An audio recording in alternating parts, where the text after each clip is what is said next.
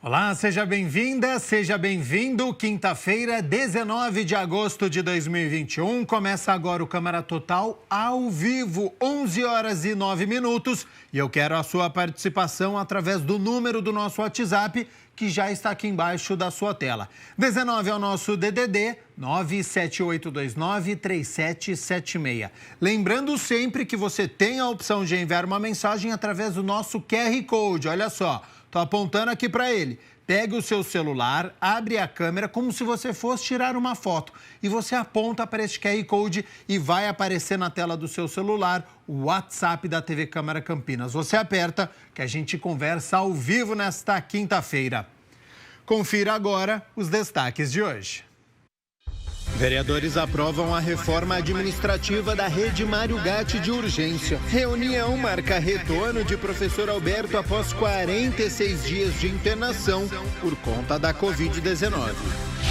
Vereador Igor Diego faz indicação ao Executivo para que seja normalizado o benefício do cartão Nutrir. Comissão de Constituição e Legalidade se reúne e aprova 18 projetos de lei que agora seguem para votação em plenário. E no esporte, Guarani fica no empate com o Botafogo no Brinco de Ouro e termina o primeiro turno fora do G4. Nós vamos começar esta edição falando sobre emprego e mostrando as vagas que estão disponíveis. Então, fique atento, porque tem muitas oportunidades disponíveis para a cidade de Valinhos. Valinhos tem vagas para ajudante de eletricista, ajudante de serviços gerais, assistente fiscal, auditor, auxiliar de almoxarifado, auxiliar contábil, auxiliar de cozinha, auxiliar de dentista, auxiliar de e-commerce, auxiliar de evento, auxiliar de limpeza, auxiliar de manutenção predial, auxiliar de manutenção, chapeiro, churrasqueiro, costureira, cozinheiro, desossador, eletricista, empregada doméstica, farmacêutico, faxineira e instalador de vidro. Mais detalhes estão no site www.valinhos.sp.gov.br. Lembrando que você pode conferir também as vagas que estão disponíveis aqui para a cidade de Campinas através do site cepat.campinas.sp.gov.br e tem a descrição completa desta vaga. Qual que é o salário, onde é o bairro da empresa, escolaridade. Então, você que está buscando uma oportunidade no mercado de trabalho ou quer mudar de área, tem estas oportunidades na cidade de Valinhos e aqui em Campinas todos os dias você confere através do cepat.campinas.sp.gov.br. A Mina Abreu já está aqui nos nossos estúdios e a gente começa com as notícias da metrópole de Campinas. Então, Mina Abreu, seja bem-vinda e bom dia. Bom dia, e antes da gente falar de Campinas, nós vamos atualizar os dados dos casos da Covid-19 no país, porque de acordo com o Ministério da Saúde, até esta quarta-feira, o Brasil somava 20.457.897 casos da doença desde o início da pandemia. São 41.714 novos casos nas últimas 24 horas.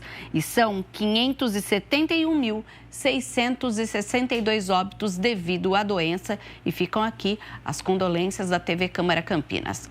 O estado de São Paulo somava até esta quarta-feira 4.187.465 casos da doença, com 143.471 óbitos. Agora nós vamos falar da região metropolitana de Campinas. Olha só, até esta quarta-feira, os 21 municípios somavam juntos 364.939 casos confirmados da Covid-19 e Campinas tinha 132.481 casos da doença. Indaiatuba, 30.638, Sumaré, 30.044, Americana 26.392, Hortolândia 24.018, Santa Bárbara do Oeste 22.957, Paulínia, 15.363. Itatiba, 14.320, Valinhos, 14.134. Agora os municípios que têm menos de 10 mil casos da doença aqui na RMC. Vinhedo, depois aparecem os municípios de Cosmópolis, Montemor, Nova Odessa, Jaguariúna, Arthur Nogueira e abaixo de 5 mil, apenas Santo Antônio de Posse, que tem 3.253, Pedreira, Engenheiro Coelho, Morungaba e Olambra. Lembrando que, de acordo com esta última atualização, no município de Campinas, 216 casos foram confirmados, o que mostra que a doença ela continua circulando pela cidade. Quando a gente fala em óbitos na RMC, são, aqui na nossa região, 10.654 mortes confirmadas pela Covid-19. Campinas, até esta quarta-feira, tinha 4.248 mortes devido à doença. Sumaré, 953. Americana, 814, Santa Bárbara do Oeste, 790, Indaiatuba, 750, Hortolândia, 692, Valinhos, 376, Itatiba, 308, Paulínia, 288, Nova Odessa, 228. Na sequência, temos ainda Montemor, com 208, e municípios com menos de 200 óbitos devido à Covid, Vinhedo, Jaguariúna, Cosmópolis, Arthur Nogueira, Pedreira, e continuam aqueles 4 municípios que mantêm menos de 100 óbitos devido à Covid.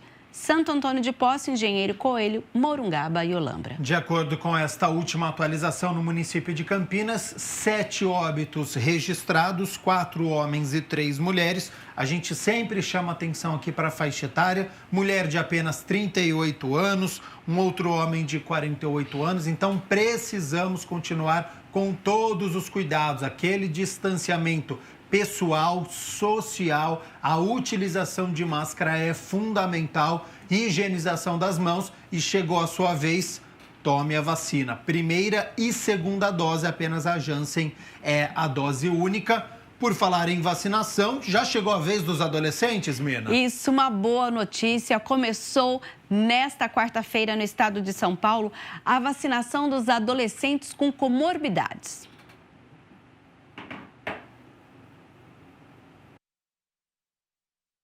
O governo do Estado de São Paulo inicia hoje oficialmente a vacinação de adolescentes em todo o Estado de São Paulo, adolescentes na faixa etária de 17 a 12 anos. Isto de acordo com o programado com o Programa Estadual de Imunização. Iniciamos às 8 horas da manhã de hoje a vacinação de adolescentes de 12 a 17 anos, priorizando os jovens com morbidades. E logo na sequência, todos os demais jovens na faixa etária de 12 a 17 anos. Essa foi uma luta do governo do Estado de São Paulo para que esse público de adolescentes, especialmente os adolescentes com comorbidades, portadores de deficiências, síndromes, inclusive síndrome de Down, autistas, e também mulheres, as adolescentes grávidas, tivessem o direito de serem vacinadas. Todos nós sabemos o quanto essas crianças também correm um risco maior de desenvolver forma grave. Os adolescentes, os jovens com comorbidades, para quem é pai, para quem é mãe, e sabe da importância da vida do seu filho, sabe que para esses jovens com comorbidades hoje é realmente um dia da vitória. E hoje vacinamos a primeira estudante de nome Vitória, justamente simbolizando esse momento para todos os educadores que vão ter esses jovens podendo voltar, mas especialmente para essas famílias que vão ter muito mais segurança. Nesse momento de avanço de toda a sociedade, dar segurança a esses jovens com comorbidades é fundamental. E o governo aguarda ainda que o Ministério da Saúde envie mais doses da vacina Pfizer para reduzir o intervalo de aplicação da segunda dose do imunizante. Atualmente, o espaçamento é de 90 dias entre as doses. O governo do Estado de São Paulo vai seguir a recomendação da redução do intervalo das doses da vacina da Pfizer. Os nossos técnicos, os nossos médicos, enfermeiros e profissionais da Secretaria da Saúde, sob a coordenação da doutora Regiane de Paula, coordenadora do PEI, Programa Estadual de Imunização, entendem que é possível reduzir o intervalo entre a primeira e a segunda dose da vacina da Pfizer. Aliás, como estabelece o próprio fabricante, o próprio laboratório da Pfizer, que atesta a eficácia e a segurança da vacina num prazo bem inferior aos 90 dias que têm sido praticados aqui no Brasil. E sobre a flexibilização do Plano São Paulo, o governador diz que, apesar de ter acabado várias restrições, o uso da máscara continua sendo obrigatório. O uso de máscara continuará sendo obrigatório e lei em São Paulo, assim como os critérios e os protocolos sanitários de uso de álcool em gel, a obediência a partir do dia 1º de novembro, quando retomaremos a presença de torcidas nos estádios, seja para o futebol, seja para outras práticas esportivas, da mesma maneira para eventos internos e externos, sempre dentro de protocolos. Mas aos poucos a vida vai retornando à sua normalidade de forma segura, com a redução de internações e principalmente de óbitos em São Paulo. Bom, Mirna Abreu, o governador citou redução de internações e de óbitos em São Paulo. E aqui na cidade de Campinas? A gente tem essa questão ainda mantendo entre os 70%, inclusive nesta quarta-feira, olha, 71,02% de ocupação. São 314 leitos de UTI Covid na cidade, dos quais 223 estavam ocupados até esta quarta-feira. Haviam 91 leitos livres e 266 pacientes estavam internados em leitos de enfermaria. Lembrando, que no SUS municipal, a gente teve aí mais a redução de um leito, 135, dos quais 96 ocupados. No SUS estadual, que é o HC da Unicamp, 45 leitos, dos quais 35 ocupados.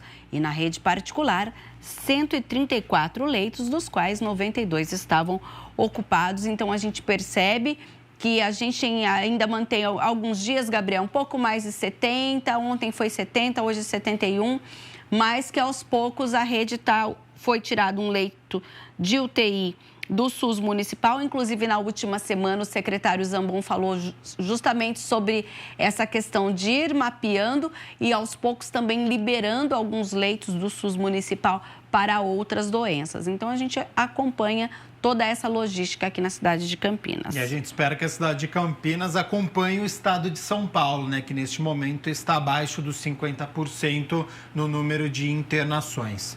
Mirna Abreu, vamos voltar a falar sobre vacinação dos adolescentes, porque aqui em Campinas, entre 15 e 17 anos com comorbidades, já podem agendar? Isso, essa abertura foi ontem, a partir das 6 horas da tarde. Então, na cidade de Campinas especificamente, o agendamento é para adolescentes entre 15 e 17 anos que tenham alguma deficiência, para as puérperas e gestantes nessa idade também. A gente ainda permite também a marcação de pessoas maiores de 18 anos que não tiveram aí a oportunidade de fazer o agendamento. O site é o vacina.campinas.sp.gov.br e, de acordo com a Prefeitura, estão sendo disponibilizadas 4.095 vagas para os adolescentes de 15 a 17 anos em alguns centros de saúde, não são em todos, olha só.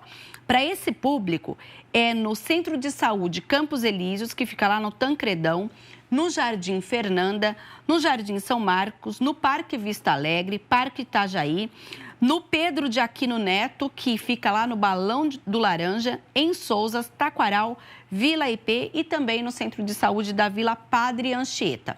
Para os maiores de 18 anos, a gente tem os outros 64 centros de saúde que continuam atendendo toda a população, inclusive o centro de imunização no CIS Guanabara, que foi aí montado na última semana. De acordo ainda com a informação da Prefeitura, até esta quarta-feira, Campinas já tinha aí aplicado 1.138.330 doses de imunizantes, sendo que 325.443 pessoas moradoras da cidade já receberam as 2 doses e 28.061 receberam o imunizante de 1 dose só. A gente tem aqui, olha... O site aberto, vacina.campinas.sp.gov.br. Essas informações que a Mina acabou de passar, a gente teve a atualização 12h47 de ontem, da quarta-feira. Então, com este total de vacinas, primeira, segunda dose e também dose única. E para você fazer o agendamento aqui em cima, você confere os grupos que a Mina citou. Então, olha só, pessoas com 15, 16 e 17 anos com deficiência ou com comorbidades, ou gestante, puérpera e moradores da cidade de Campinas. Você faz este agendamento. Todas as pessoas a partir de 18 anos, com ou sem comorbidade, também já pode realizar o agendamento da primeira dose, consequentemente depois você precisa tomar a segunda dose, lembrando que todas as gestantes e puérperas com 18 anos ou mais, moradoras de Campinas, também estão aptas a receber o imunizante. E a gente tem também uma boa notícia, porque foi confirmado, inclusive pela Prefeitura, que chegou aqui no Brasil, aqui no aeroporto de Viracopos, um terceiro lote, digamos assim, da vacina da Pfizer. Nós temos aí, olha, essa mega operação do governo do estado, lembrando que, porque essa vacina especificamente, ela é indicada para esse novo público que agora passa também a ser alvo da campanha nacional de vacinação contra a Covid-19. Ao todo, a empresa já entregou 49 lotes ao país, totalizando 44,5 milhões de 200 milhões de imunizantes que foram contratados pelo governo federal. E a logística é assim, chega pelos aeroportos, vai para o Ministério da Saúde, que faz a distribuição para os estados e, consequentemente, o estado faz a distribuição aos municípios. Mina Abreu, aqui no Mais Esportes eu já entrevistei o Sandro Dias, o mineirinho do skate, o Rony Gomes, recentemente a Bia Sodré, que são nomes nacionais. Agora a cidade de Campinas tem tudo para ser a capital do skate? Tem tudo, olha, ainda mais depois das Olimpíadas, e Campinas sai na frente porque ontem foi anunciado o primeiro Centro Olímpico de Skate do Brasil, que será implantado em uma área de 3,1 mil metros quadrados, dentro lá do CEAR, que é o Centro Esportivo de Alto Rendimento, que fica no Swiss Park, aqui numa região da cidade, onde serão construídas 2 pistas cobertas no formato Park e Street, destinadas aos skatistas de nível mundial e também na formação de atletas que poderão representar o país em competições olímpicas e internacionais. Como tudo deveria acontecer só depois das Olimpíadas, o resultado, com certeza, acelerou esse processo. E olha, a Prefeitura vai ceder o espaço e o investimento vai ser de 8 milhões de reais do governo federal por meio da Caixa Econômica Federal e da Secretaria Especial de Esporte. As pistas de skate serão construídas próximas às quadras de tênis no próprio CEAR, com previsão de término de obras para o segundo semestre de 2022. Portanto, há uma expectativa que a preparação para as Olimpíadas de Paris seja feita toda aqui em Campinas, hein, Gabriel? Olha só que bacana. Então, Paris está chegando, né? 2024, esse ciclo olímpico menor de apenas 3 anos. E aqui é a cidade de Campinas sendo aí a capital da modalidade. Já tem muitos praticantes na nossa cidade. Então, nada mais justo do que este centro acontecer aqui em Campinas. E, Mina, para nós encerrarmos as notícias da Metrópole de Campinas, para quem está interessado em concurso, tem novidade? Tem sim, inclusive a gente lembra que houveram algumas discussões no plenário da Câmara justamente com essa preocupação e a proposta de se ampliar o prazo desses concursos devido à pandemia da Covid-19. E nesta quarta-feira a Prefeitura anunciou justamente essa relação de concursos válidos no município. As informações estão disponíveis no Diário Oficial do município, são 13 concursos, sendo 5 que foram prorrogados e outros 8 ainda dentro da validade inicial que estava no edital. Olha, a relação também pode ser conferida no campinas.sp.gov.br/empregos_concursos.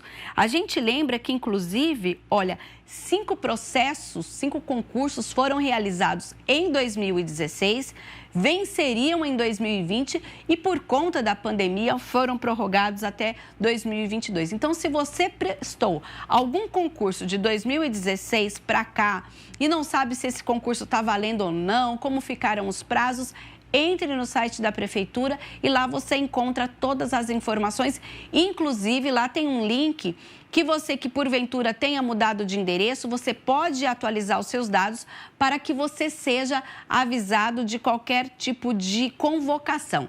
E também a Prefeitura pede para que as pessoas continuem acompanhando o Diário Oficial do município, porque é lá que é divulgada toda vez que uma convocação para qualquer um desses concursos, ela é feita através do Diário Oficial do município.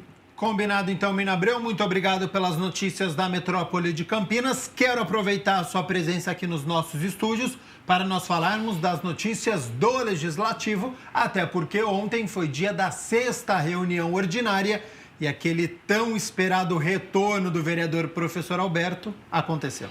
Aconteceu, ali foi um retorno emocionante.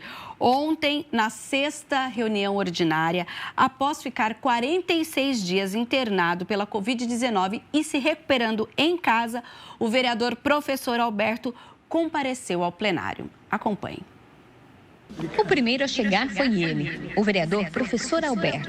Após quase 2 meses longe da Câmara, o parlamentar fez questão de acompanhar a reunião ordinária direto do plenário. É uma alegria muito grande. Meu coração está muito alegre. Isso é a casa do povo, mas é a casa que eu estou presente há 4 mandatos. Então, para mim é muito gratificante poder retornar a essa casa, rever os amigos, os funcionários, os vereadores e poder externar minha gratidão ao povo de Campinas, que fez suas preces, suas orações, seus pensamentos positivos, porque eu vim da sombra do vale da sombra da morte. Eu estava completamente desenganado e aconteceu um milagre. E graças a Deus eu posso estar aqui na sessão da Câmara dos Vereadores nessa noite. O professor Alberto se ausentou da Câmara para cuidar da saúde. Ele teve Covid-19 e ficou 46 dias internado. O parlamentar, que é do Partido Liberal, é também o primeiro secretário da mesa diretora aqui do Legislativo. E agora, mesmo estando em processo de recuperação, está de volta. E que volta do professor Alberto. Todos os colegas fizeram questão de cumprimentar o vereador, que agradeceu o carinho de cada um. O público também marcou presença com cartazes de motivação. Emocionado, o presidente da casa, o vereador Zé Carlos, deu as boas-vindas. O seu sofrimento foi o nosso sofrimento. Pode ter certeza que todos os vereadores e vereadoras e muitos funcionários dessa casa rezaram e oraram pela sua vitória. E a sua vitória é a nossa vitória. Em nome de Jesus, nós temos gratidão por ele ter devolvido o senhor à sua família e ao nosso convívio. Muito obrigado por estar aqui hoje. E não pense que os trabalhos do Gabinete 16 estão parados. Eu tenho um gabinete muito dinâmico. Em nenhum momento o gabinete fechou. Apesar dos pesares, da minha situação traumática, crítica, o nosso gabinete permaneceu aberto ao público, atendendo as demandas. Então, nós vamos continuar atendendo os munícipes, meus eleitores, nós vamos dar continuidade. Agora, realmente, eu não posso dar atendimento, eu tenho que preservar minha saúde nesse momento, mas eu sei que é com o tempo, né? Nós vamos ter que dar tempo ao tempo. E ele já pensa nos próximos projetos. Eu tenho pensado. Eu fiquei muito feliz hoje. Foi encaminhado o meu projeto Estatuto do Pedestre, projeto que mexe com o cotidiano das pessoas. E agora eu estou com muito tempo para reflexão.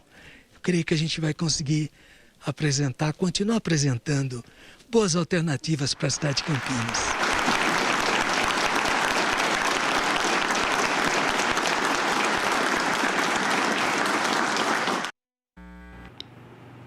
E ontem o vereador professor Alberto fez um discurso emocionado, ali mesmo no lugar onde ele estava sentado. Vários vereadores, inclusive, cederam o tempo de vereador para que ele continuasse falando, externando ali toda a sua emoção em função da volta ao Legislativo. E a gente continua na torcida para essa plena recuperação, para que ele efetivamente volte, não só ali no plenário, mas na tribuna que ele tanto gosta de usar, secretariando os trabalhos e, claro, dando sequência aí ao atendimento à população. E todo mundo muito feliz, né, com este retorno. Nós acompanhamos aqui, a gente atualizava dia a dia a situação do vereador e agora retornando à reunião ordinária e o quanto antes nesta recuperação para poder participar de todas as comissões, no plenário e das discussões e votações.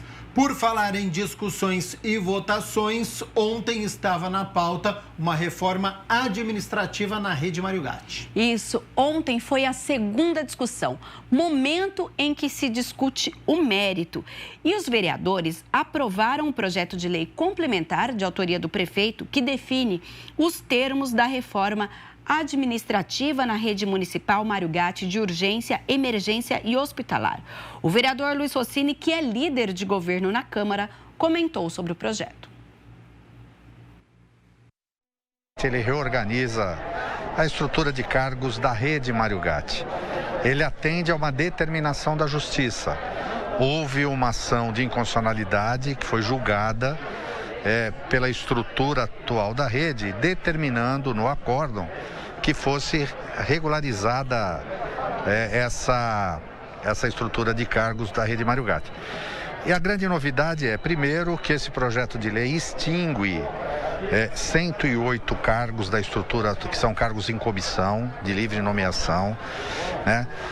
Transforma 89 deles, são extintos definitivamente, são transformados em funções gratificadas de chefia que só podem ser preenchidos por servidores de carreira. A diferença, os 18 restantes, são para a estrutura de presidentes, diretorias, chefes de departamento. Desses 4 tem que ser funcionário de carreira e mais 30%. Então, o que se procurou fazer com esse projeto? Primeiro, fazer a adequação legal, né? Colocar o projeto dentro do que diz a legislação e a própria Constituição. Segundo, valorizar o servidor de carreira da rede Mário Gatti. O líder de governo reforçou a importância da proposta e ressaltou que a medida vai gerar economia à rede Mário Gatti. Para dar continuidade ao trabalho que vem sendo feito e, aliás, uma coisa. Hoje, o Hospital Ouro Verde, que é o complexo hospitalar Prefeito Edivaldo Orsi, não possui estrutura de cargos. Esse projeto agora cria cargos, porque a rede Mário Gatti, toda a gestão dos 2 hospitais e das unidades de pronto atendimento, a gestão continua pública. É diferente do modelo anterior, como era no caso da Vitale, foi da SPDM, em que você entregava com a chave, porta fechada, né? E aí toda a gestão era por conta da OS. Nesse caso, não.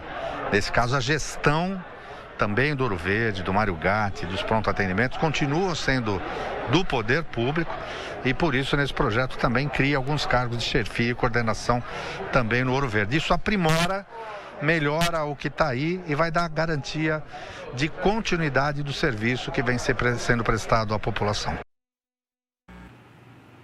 E além deste projeto, outros 6 estavam na pauta e a discussão e o resultado dela você encontra no site www.campinas.sp.leg.br. E ainda nesta quarta-feira foi aprovado pela Câmara uma moção de autoria da vereadora Paola Miguel, que apela à Alesp pela não aprovação do projeto de lei 410 de 2021, que estabelece a regularização das terras públicas estaduais por meio de outorga de títulos de domínio para as famílias assentadas da reforma agrária em terras públicas do Estado. Quem traz os detalhes é Michel Amorim. A moção de apelo número 139 deste ano, de autoria da vereadora Paola Miguel, foi aprovada na 6ª reunião ordinária. O documento destinado à Alesp pede a não aprovação do projeto de lei número 410 deste ano. O governo do estado ele quer mudar a forma com que as famílias assentadas recebem assistência. Então, hoje no estado de São Paulo, a gente tem mais de 7 mil famílias que recebem uma assistência técnica pelo Instituto Federal.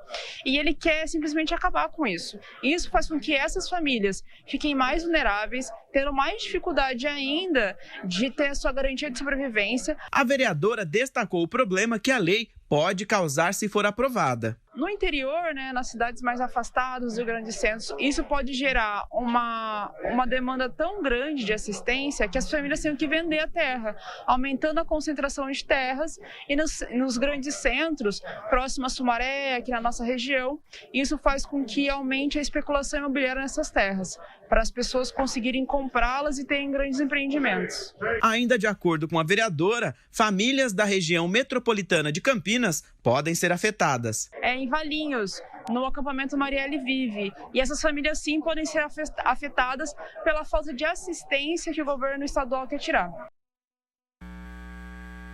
A moção, outra ferramenta que os parlamentares têm é a indicação, e agora a gente fala do vereador Igor Diego. Ele protocolou uma indicação justamente solicitando que sejam determinadas medidas que se fizerem necessárias para que seja feita a normalização do benefício do cartão Nutrir.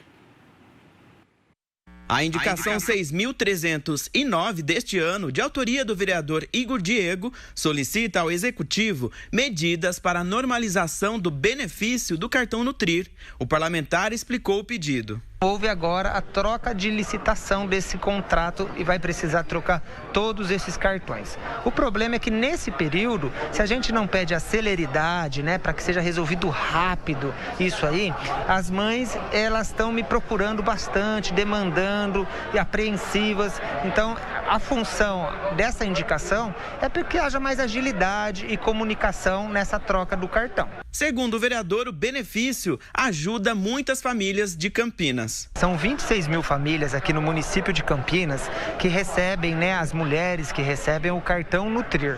O cartão Nutrir, para quem não sabe, é um benefício que está ligado à pasta da Secretaria de Assistência Social, que contempla essas famílias que precisam de baixa renda num valor de R$ 98,00 por mês. Não é muita coisa, mas no dia a dia, no mês, ajuda bastante, porque a mãe, geralmente a chefe de família, a mãe solo, ela pode ir comprar o que ela precisa. É diferente de uma cesta básica, que já vem os itens prontos. O vereador espera o empenho da prefeitura para garantir o direito e não interromper o benefício. Não é admissível que nem um mês falte. Eu já procurei, inclusive pessoalmente, conversei com o prefeito, ele me garantiu que o dinheiro está na conta da prefeitura, temos condições, o município de fazer o pagamento, então nós estamos pedindo que essa gestão seja de uma maneira agilizada.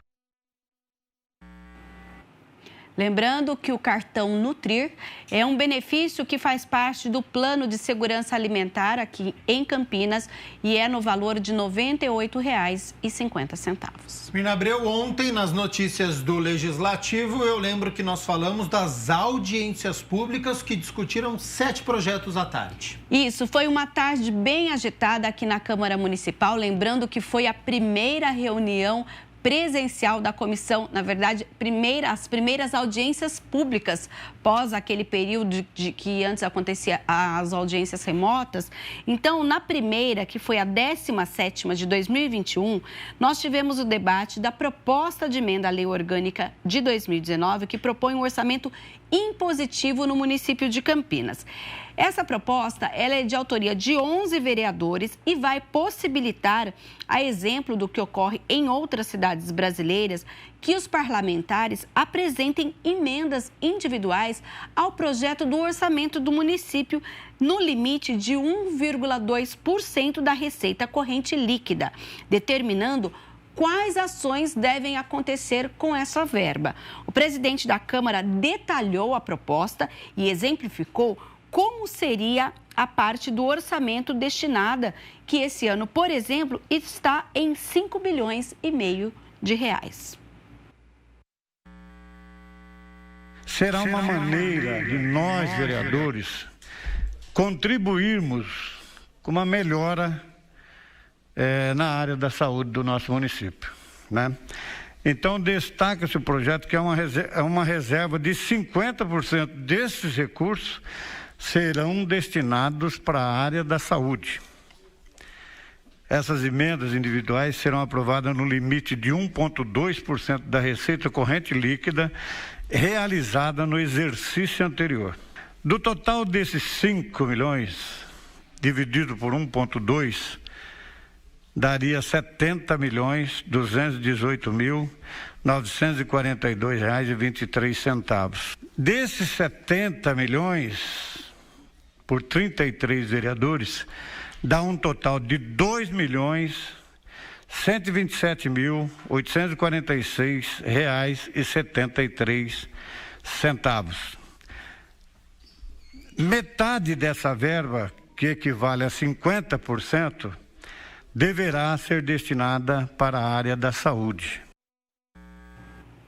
Então, a exemplo do que ocorre na Câmara Federal, seria permitido, se essa norma passar a ser lei em Campinas, que os vereadores apresentem as emendas impositivas, ou seja, elas não vão ter, como é hoje, elas acontecem e o governo pode devolver ou não essa ideia dessa indicação do vereador, mas a emenda positiva, dentro desse limite, ela vai permitir. Lembrando que o projeto recebeu apoio de vários parlamentares, mas precisa então agora que o relator termine aí o parecer para que ela então esteja apta a ter aí, vir ao plenário para uma primeira votação, ou seja, o momento em que se discute a legalidade da matéria.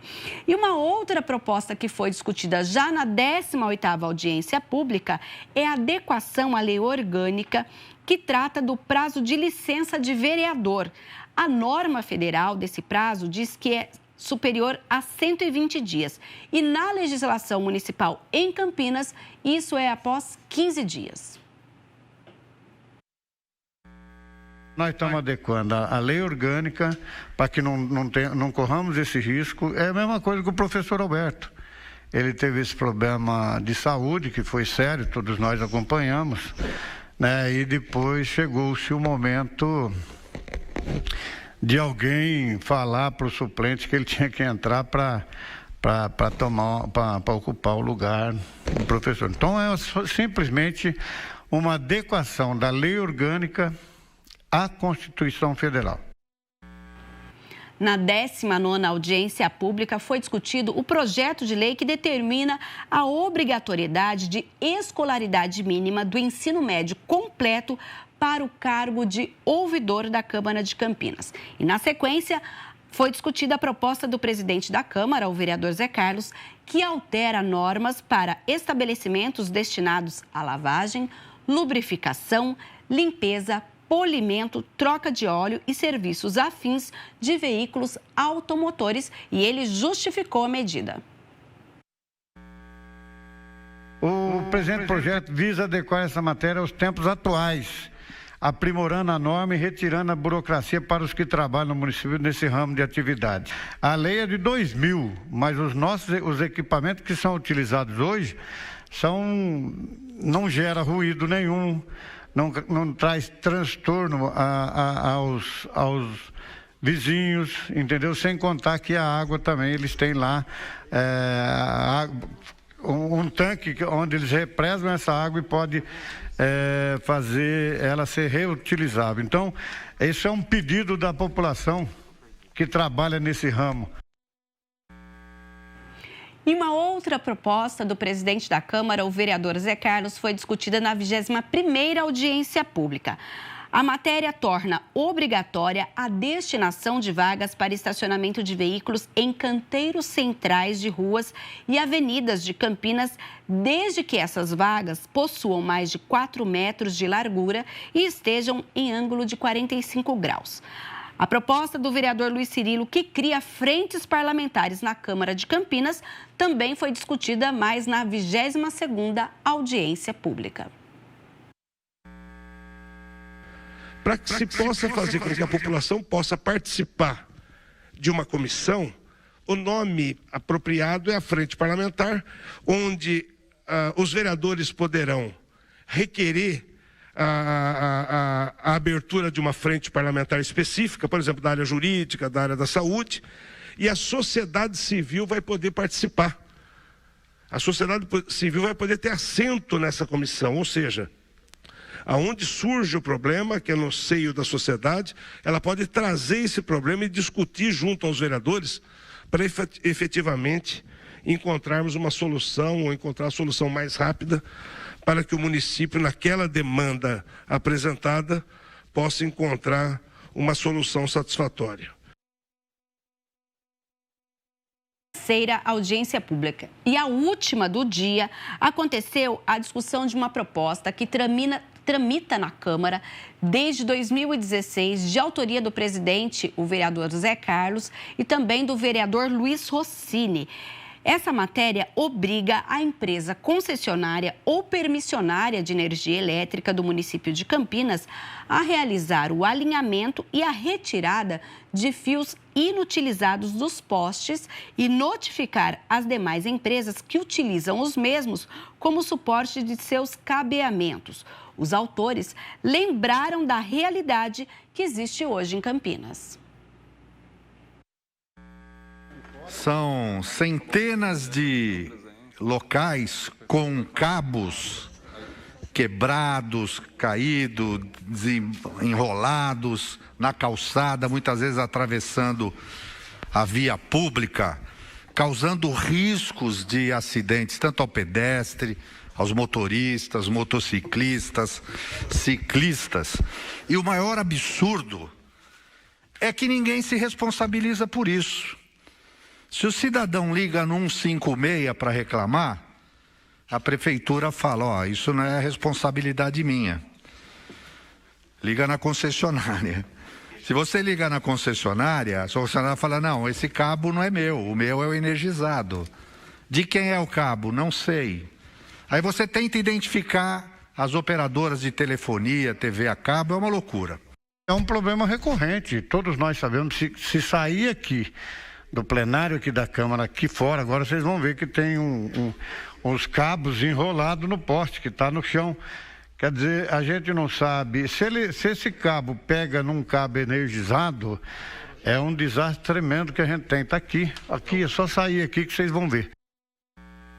E ao final, o presidente da Comissão de Constituição e Legalidade falou sobre a importância dessas audiências públicas para destravar a tramitação de projetos aqui no Legislativo e ressaltou a discussão sobre o orçamento impositivo. Audiências importantíssimas para a nossa cidade. Audiências de proposituras de vereadores aqui que são de muitos anos, tentaram fazer com que muitas coisas dessas acontecessem, entre elas a emenda impositiva, que tem grande importância na nossa cidade, tendo em vista que a Câmara Municipal de Vereadores contribuirá à cidade com 70 milhões de reais para que algum tipo de equipamento público, estruturação, muitas vezes até asfalto, é claro que 50% irá para a saúde neste momento de grande importância que estamos vivendo, mas eu acredito que esta lei trará no futuro grandes qualidades ou melhor qualidade de vida aos moradores, tendo em vista que muitas vezes indicações de vereadores que não passam, a prefeitura muitas vezes não tem orçamento para poder fazer a partir de agora com esse projeto de lei aprovado hoje, que passou pela audiência pública da Casa, eu tenho certeza que trará no bojo grande qualidade de vida a todos os moradores da grande e querida cidade de Campinas. E, Mina, logo após as audiências públicas, nós tivemos a reunião da Comissão de Constituição e Legalidade. Essa comissão analisou os projetos que tramitam na Câmara e que precisam dos pareceres para, então, vir ao plenário. A Comissão de Constituição e Legalidade da Câmara se reuniu na tarde desta quarta-feira para análise de 22 projetos de lei. 18 deles foram aprovados na Constileg e seguem em tramitação na Casa. 3 projetos foram arquivados após o debate e um teve o pedido de vistas, quando um vereador tem um tempo extra para verificar alguma pendência. Para o presidente da comissão, o vereador Carmo Luiz, a pauta recheada é também reflexo da retomada das atividades após o recesso de julho. Nós ficamos muito felizes de estarmos aqui mais uma vez, podendo votar pautas longuíssimas, mas que são de interesses da sociedade campineira, que trazem maior qualidade de vida, dos mais diferentes aspectos, desde projetos de reorganização de IPTU, até projetos de regularização, até os mais diferentes projetos apresentados na Câmara Municipal, que foram passados pelo crivo da comissão, o primeiro filtro da Comissão de Constituição e Legalidade da Câmara Municipal de Campinas. Além do presidente, participaram da reunião os vereadores Permínio Monteiro, Jorge Schneider, Rodrigo da Farmadic, Guida Calisto, Paulo Búfalo e Igor Diego. O encontro foi marcado pela divergência de opiniões acerca das propostas, mas com respeito entre os parlamentares. Mas especialmente dentro dos membros da Comissão de Legalidade, um respeito muito grande entre eles, um debate muito maduro com as condições, com as suas consciências, com as suas realidades, com as suas visões. E nesta semana, uma outra comissão também se reuniu para analisar projetos.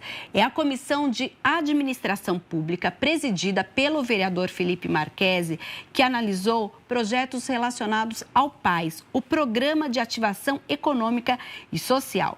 E o presidente falou da importância dessas matérias.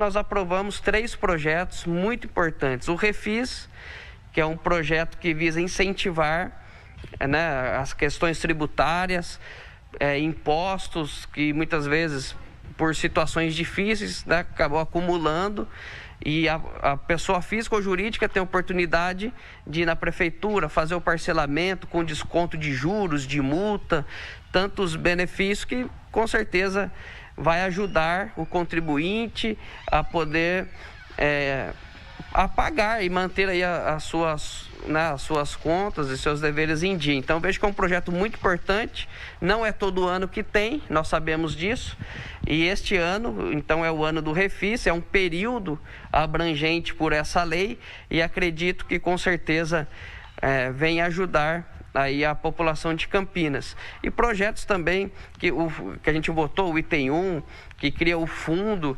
também econômico de incentivo às empresas, também muito importante. O item 3, que fala do projeto Recomeça, que incentiva as microempresas, né, de pequeno porte, empresas individuais.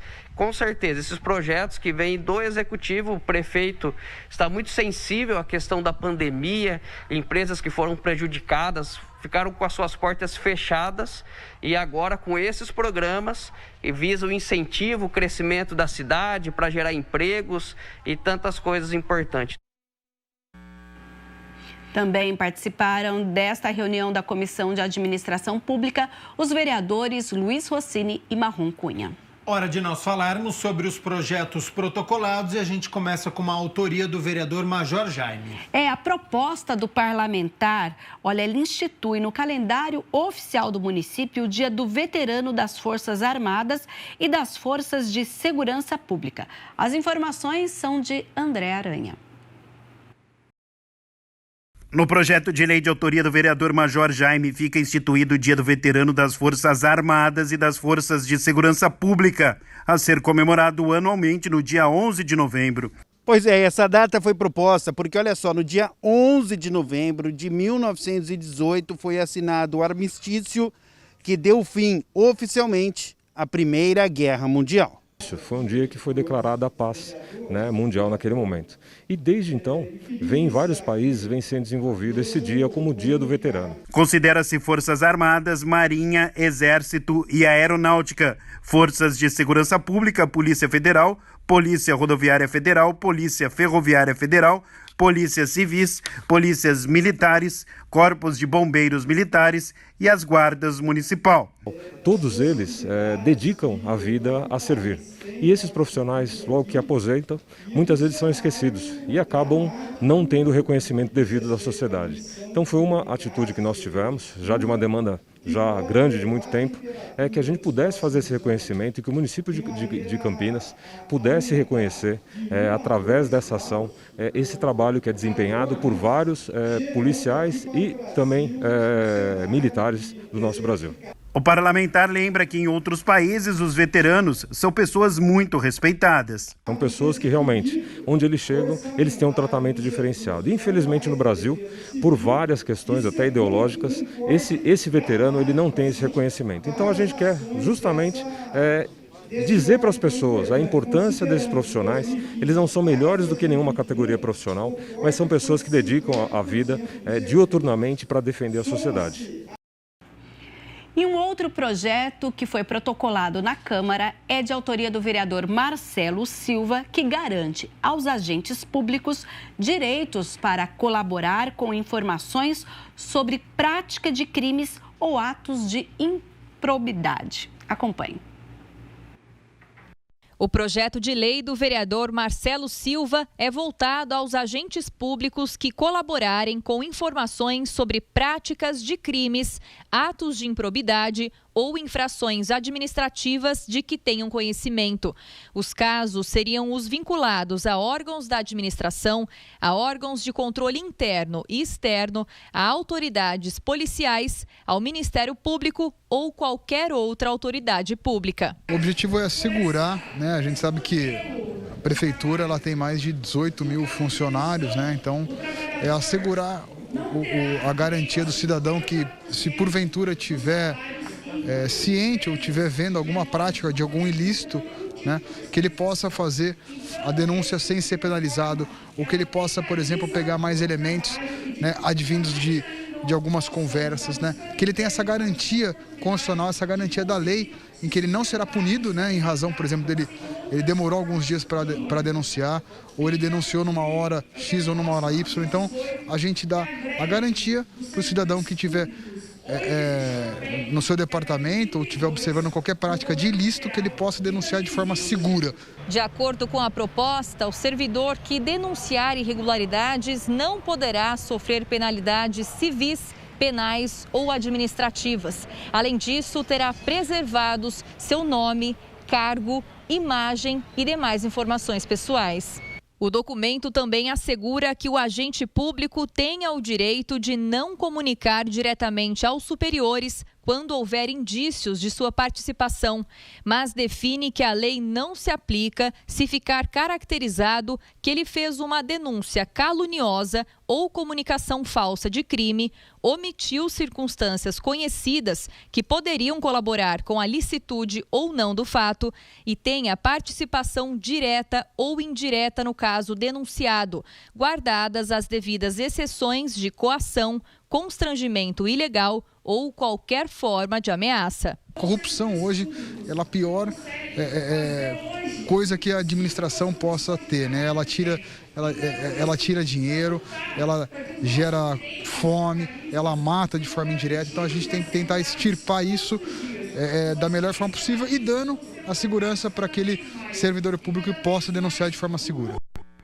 E Mirna, quinta-feira também agitada hoje aqui no Legislativo, porque nós temos 2 reuniões. Isso, daqui a pouco, às 2h da tarde, acontece a reunião da Comissão Permanente de Políticas de Prevenção às Drogas, que é presidida pelo vereador Nelson Osseri. E logo mais, às 4h, tem a reunião da Comissão Permanente de Proteção e Defesa dos Direitos dos Animais, esta que é presidida pelo vereador Permínio Monteiro.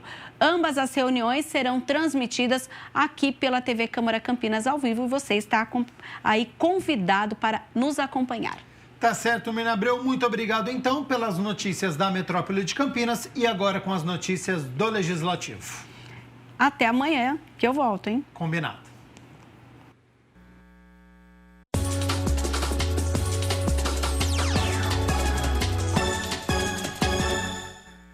Na última rodada do primeiro turno, Guarani e Botafogo queriam a vitória para entrar no G4 da competição. Duelo equilibrado e que, no fim, ficou tudo igual. Começo de jogo equilibrado. O Guarani chegou primeiro ao ataque. Após cruzamento da direita, a zaga do Botafogo afastou mal. E Bidu chutou rasteiro, mas o goleiro Diego Loureiro estava esperto. O Bota respondeu através desta cobrança de falta, que Rafael Martins jogou para escanteio. Só que aos 24 minutos, Hugo, do campo de defesa, lançou para Rafael Navarro, lá no campo de ataque, que tocou na saída de Rafael Martins. A bola ainda sobrou para o atacante, que dominou com o braço e mandou para o fundo das redes. 1-0 Botafogo. No finalzinho da primeira etapa, Lucão do Break, na segunda trave, teve esta oportunidade, mas mandou para longe. Só que no início do segundo tempo, o Guarani respondeu. Júlio César abriu para Diogo Matheus. O lateral direito colocou na área. E Andrigo, do alto dos seus 1,70 m, cabeceou com estilo no canto esquerdo, belo gol e ficou nisso. Guarani 1, Botafogo também 1. Empate que deixa o Guarani na sexta colocação com 30 pontos, um a menos que o Goiás, que fecha o grupo das equipes que conquistam o acesso. Próxima partida, não tem tempo para descanso não, viu? Depois de amanhã, neste sábado, 4h30 da tarde, tem duelo contra o Vitória lá em Salvador, no estádio do Barradão. Mas amanhã a gente fala mais sobre este duelo. 12h05, rápido intervalo, e na volta eu vou acionar o nosso repórter André Aranha, que já está em um restaurante, vai falar ao vivo sobre a volta da capacidade em 100% e sem horário limite de funcionamento para bares e restaurantes. Então não saia daí.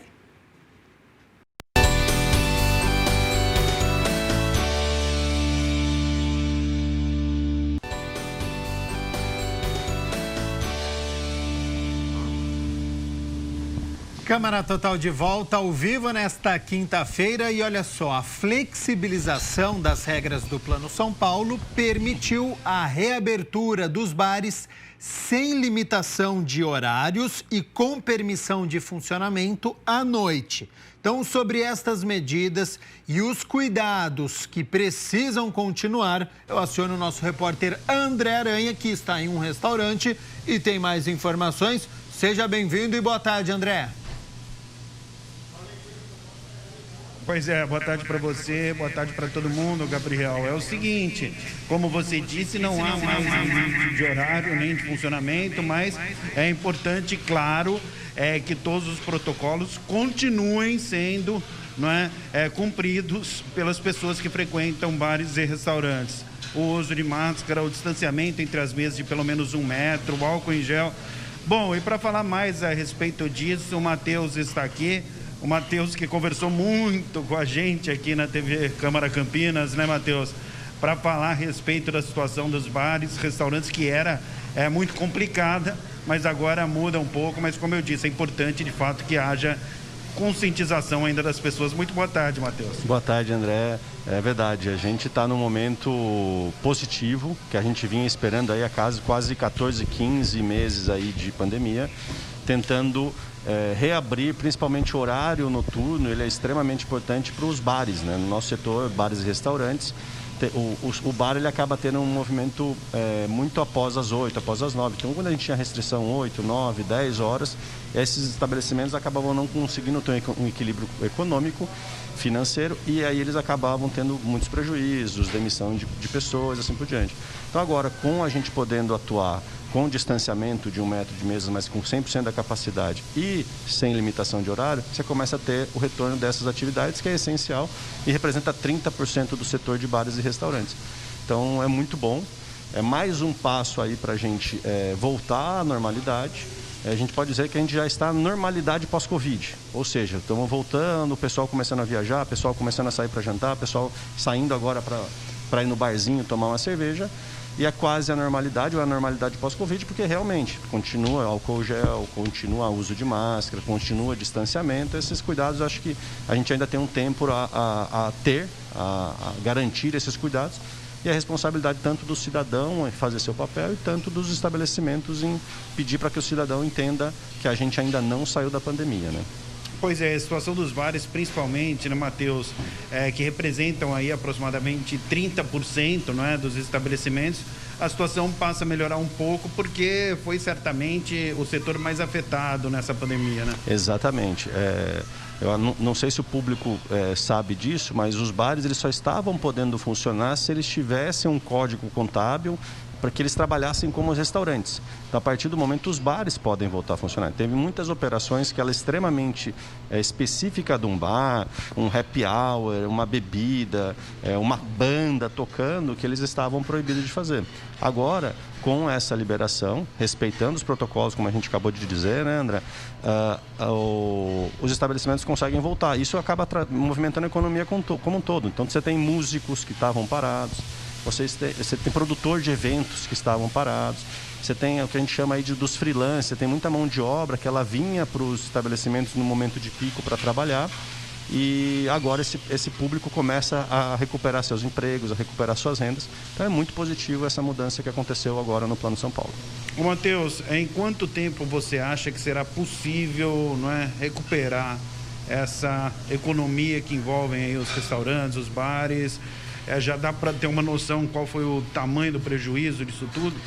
O prejuízo em si ele foi muito grande. Nós fizemos alguns cálculos aí de quanto tempo demora para recuperar esses 15 meses de pandemia, com as restrições de vendas e tudo mais, e a gente já estava falando no final de 2022. Então, para a gente apagar, vamos passar uma borracha nos prejuízos, vai demorar um bom tempo ainda. Mas os movimentos de agora, das casas, o público, já muitos estabelecimentos estão começando a falar que está equiparando a 2019. Então isso já é muito positivo. Comparado com o ano passado, já estamos falando, por exemplo, Dia dos Pais, que teve um movimento maior de 100% do que o ano passado. O ano passado tinha muitas restrições, era só delivery, e agora não, a gente já começou a chegar próximo do que era 2019. Então, os ares estão bons, a recuperação está positiva, tem muito caminho a percorrer e a gente ainda tem que tomar todos esses cuidados, que eu acho que com consciência da população e dos proprietários de bares e restaurantes, a gente consegue manter esse caminho positivo e não ter retrocesso, que é o grande medo do setor. É importante, não é, Matheus, isso que você falou, super importante, que haja de fato essa conscientização, porque, Gabriel, a gente estava conversando, inclusive, antes da participação ao vivo, a gente citou aqui o jogo do Atlético Mineiro contra o River ontem pela Libertadores, que a torcida acabou sendo liberada para comparecer, aproximadamente 18 mil pessoas, e a Prefeitura de Belo Horizonte já se pronunciou que realmente pode voltar atrás, porque o que a gente viu foi uma aglomeração, o pessoal sem máscara e tudo mais. Então tem que ter essa conscientização para justamente não voltar para trás, como você disse, né, Matheus? Exatamente. E também pensar nos outros, né? A gente está aí, a gente teve mais de 30% da mão de obra do nosso setor que foi demitida, e os estabelecimentos estão recontratando. E quando a gente estava muito sentindo ainda que poderia ter um retrocesso, a gente não contratava com carteira assinada, a gente pegava o que a gente chama do freelance.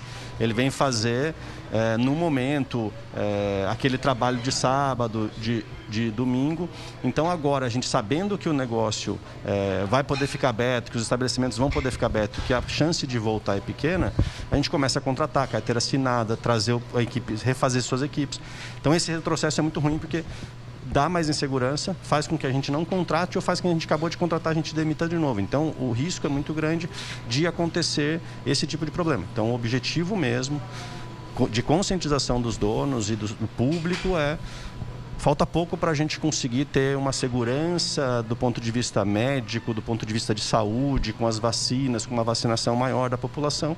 Então vamos trabalhar em conjunto, vamos respeitar as regras, vamos voltar a tomar cervejinha, mas vamos ficar com 1 metro de distância, vamos colocar máscara na hora que levanta, porque se a gente voltar para trás, milhares de empregos vão estar em risco de novo, milhares de empresas que sobreviveram e não tem mais como sofrer de novo, porque já gastou todos os seus caixas, podem vir a fechar. Então aquele teu boteco favorito que conseguiu sobreviver, ele não vai conseguir ter um retrocesso de novo nessa história. Bom, o Matheus está com a gente ao vivo, Gabriel. Retorno necessário, importante, que precisa realmente acontecer, como o Matheus disse, vai em cadeia, né? Vai girando novamente, então a gente tem retorno para os empresários, para os funcionários, para os fornecedores, para os músicos, então isso realmente é bastante interessante e precisa acontecer com os protocolos de segurança, porque as cenas que nós vimos ontem na partida de futebol da Libertadores da América foram assustadores. Não podem acontecer em estádio de futebol em nenhum outro lugar, porque nós ainda estamos em pandemia. Matheus, o meu questionamento é o seguinte, eu estava pensando aqui quando você estava falando desta retomada da economia, que é importante, e a questão do delivery, do drive-thru, você acha que vai sofrer uma queda? Você sente uma diferença ou você acha que o consumidor também se acostumou e vai continuar pedindo, vai ficar num sistema híbrido? Seja bem-vindo e boa tarde, Matheus. Ô, Gabriel, boa tarde. Pô, pergunta super interessante. E sim, ele já está caindo. Mas eu vou trazer um pouco de dados aqui que são interessantes. A gente tinha um delivery no tamanho nacional do mercado de 8% do setor. Então, antes da pandemia, de todos a comida vendida fora de casa, o delivery representava somente 8%. A gente já está na casa dos 20% e a nossa expectativa da associação é que isso estabilize nos 14%, 15%. Ou seja, a pandemia dobrou o mercado de delivery. Durante a pandemia, o mercado de delivery dobrou. Então, ainda assim, tem muita gente que está pedindo, muita gente que aprendeu a pedir. E não só os clientes que aprenderam a pedir, muitos restaurantes que não sabiam fazer delivery, porque minha comida não vai chegar boa, a embalagem não tá legal, aprenderam a fazer delivery também. Fornecedores de embalagens aprenderam a fazer embalagens melhores, que viabilizaram isso. Então a gente entende que isso está sendo um complemento de renda para os restaurantes, de vendas. Então muitos restaurantes estão falando, já estou em patamares de 2019 porque eu tenho 20%, 30% de vendas no delivery. Mas já está reduzindo. Então a gente sente que quando abre o mercado, o pessoal pode sair agora com o horário mais indo para meia-noite, 1h, enfim, aberto, você já começa a ver que cai bastante o delivery. Mas vai com certeza ficar muito acima do que era antes de 2019. Quando você acha que vai voltar 100% à normalidade, Matheus? Qual que é a expectativa de vocês? Nós da associação, a gente acompanha muito a questão da vacinação, né? Principalmente a segunda dose, que reforça a imunidade da população, e a gente tem acompanhado esse parâmetro com vários outros países. Então, um país que tem um volume de segunda dose muito forte é os Estados Unidos, apesar que a gente já está acima deles na primeira dose, mas você já começa a ver eventos, testes muito bem feitos, aonde tem o pessoal não usando máscara e o acompanhamento médico disso mostra que os resultados são muito promissores, porque o pessoal já está muito mais imunizado. Então, a gente acredita que na hora que a gente chegar próximo de 40%, 50% da população já com a segunda dose, a gente vai estar muito próximo da normalidade. Perfeito, muito obrigado pela entrevista mais uma vez, Matheus. André, é um prazer estar com vocês da TV Câmara e sempre que precisar, o Brasil está à disposição. É isso aí, eu volto com você, Gabriel. Muito obrigado, André Aranha, por todas as informações. Bom trabalho para você e para toda a equipe. E a disponibilidade também do tempo do Matheus Mazon, presidente da Abrazel Regional Campinas, por abordar esta retomada com os protocolos seguros. Então, levantou da mesa a utilização de máscara, já que nós ainda estamos enfrentando a pandemia da Covid-19. Bom, momento de falar de uma situação crítica, viu? O desmatamento da Amazônia, uma região riquíssima em biodiversidade, responsável por inúmeras trocas fundamentais para equilibrar a natureza, mas que está literalmente em chamas. E isso tem a ver com o futuro de cada um de nós. Então, a partir de agora, acompanhe este tema no Giro Ambiental.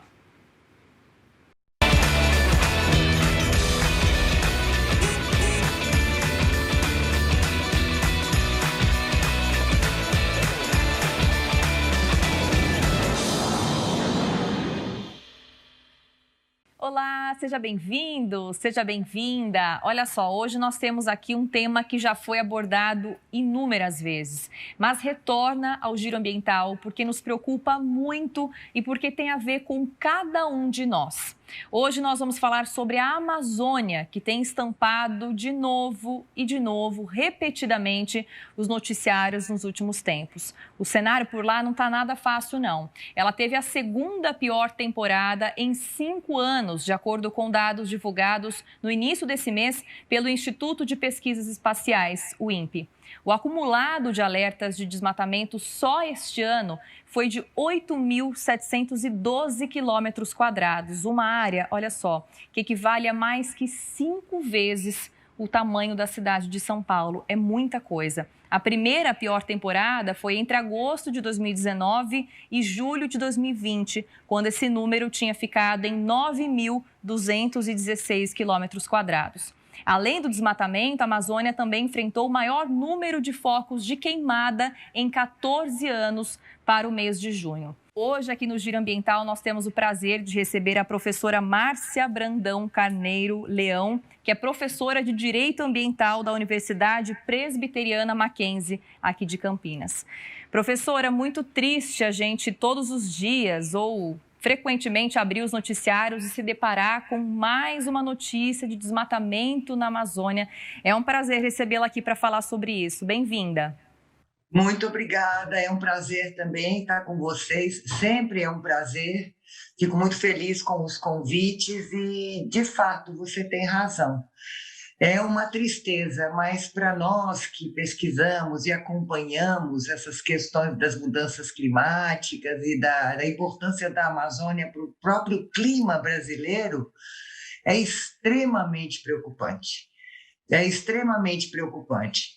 A Amazônia, ela é responsável pelo regime de chuvas, ela produz rios voadores que fazem chover no centro do Brasil, onde nós temos a nossa agricultura de exportação, né? Então, é extremamente preocupante.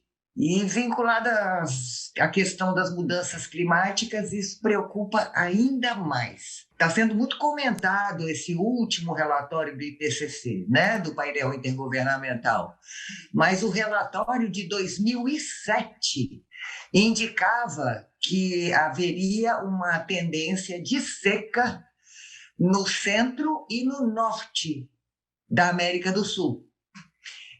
E isso estava previsto para acontecer em torno de 2030, 2035, e já há 3 anos nós estamos enfrentando esse fenômeno.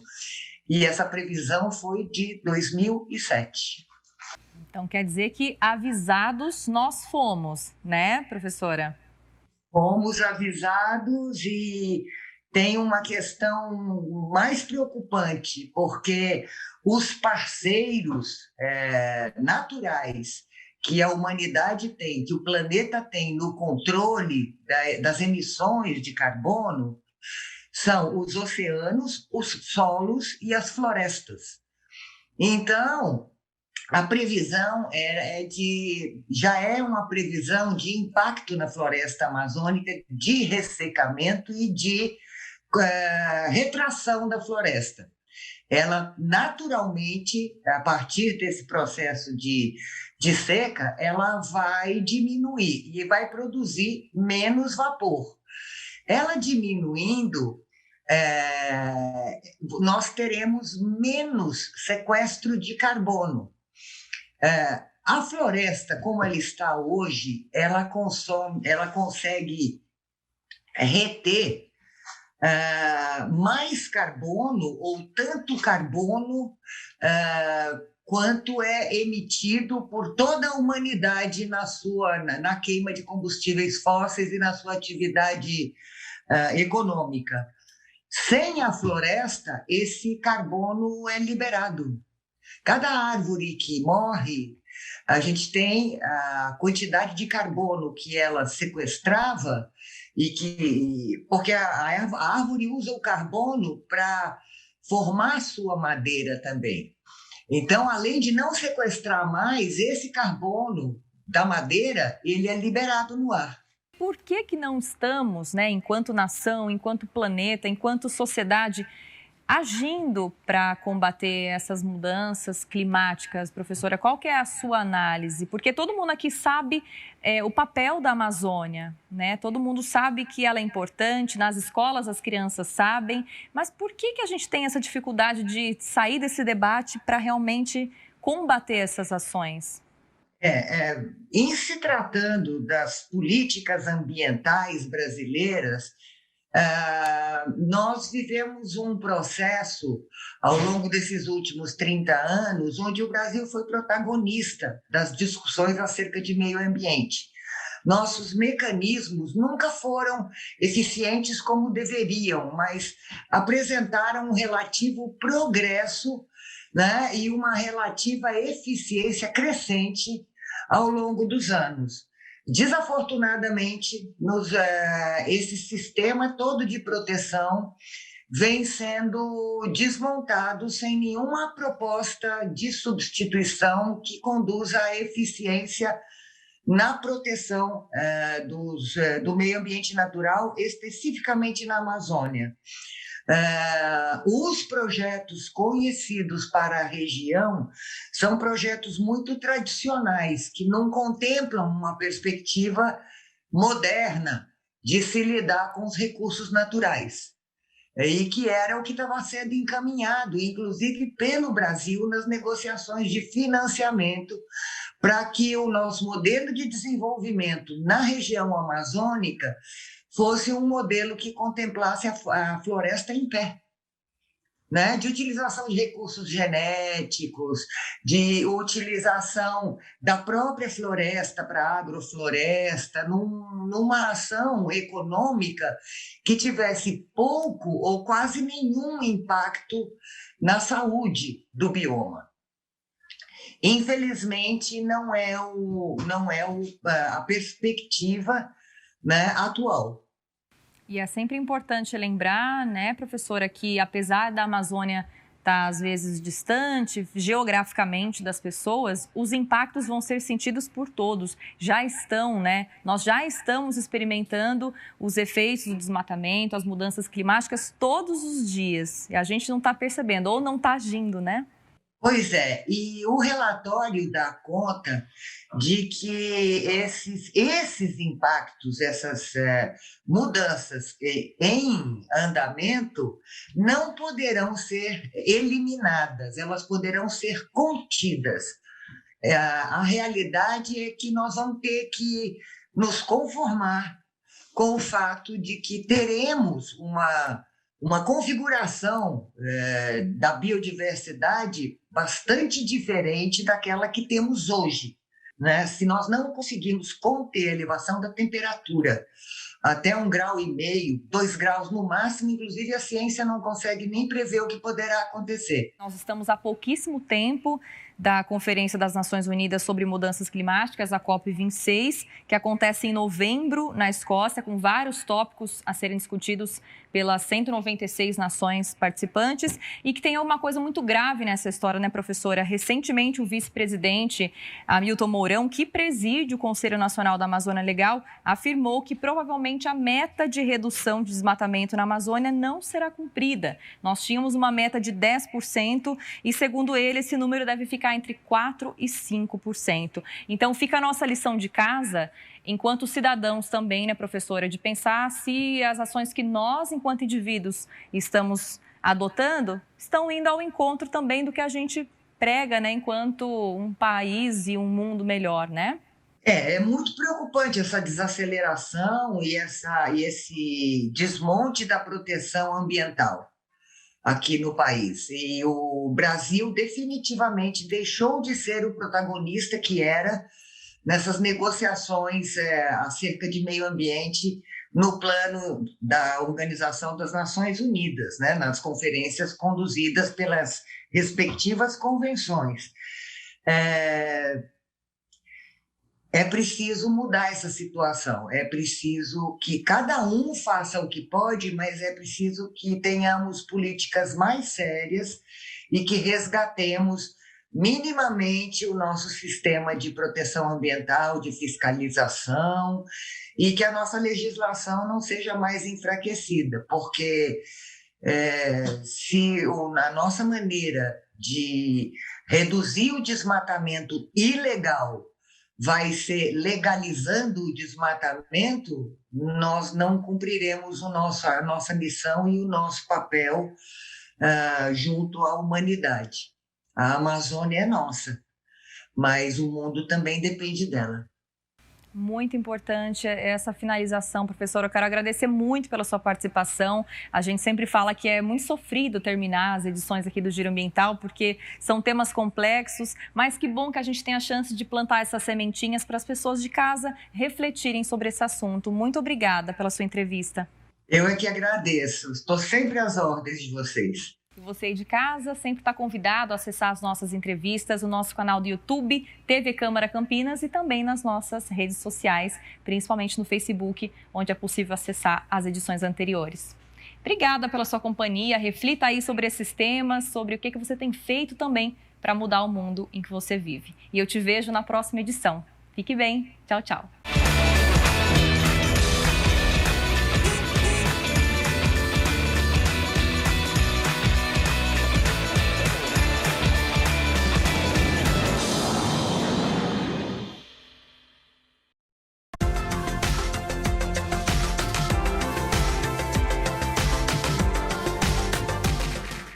Amanhã é sexta-feira e a condição do tempo não muda, nem parece inverno, não é mesmo? Sol durante todo o dia, sem a presença de muitas nuvens, não chove, o que deixa a umidade relativa do ar baixa. Ontem, por exemplo, estava em 19%, portanto, bastante ingestão de líquido nesta época, principalmente água. Hidratação da pele e de mucosas como o nariz e os olhos. E não se esqueça do protetor solar. Então, atenção a estas dicas aí, porque a umidade relativa do ar na cidade de Campinas muito baixa. Sobre as temperaturas, para amanhã, sexta-feira, elas já estão aqui na minha tela. Olha só, 20 de agosto, mínima de 15 graus. No início da manhã e também à noite, ao longo do dia, esta temperatura vai aumentando, podendo chegar aos 30 graus. Último intervalo e na volta tem o nosso quadro Mãos Solidárias e tem receita aqui no Câmara Total. Gosta de peixe? Então tem receita para você.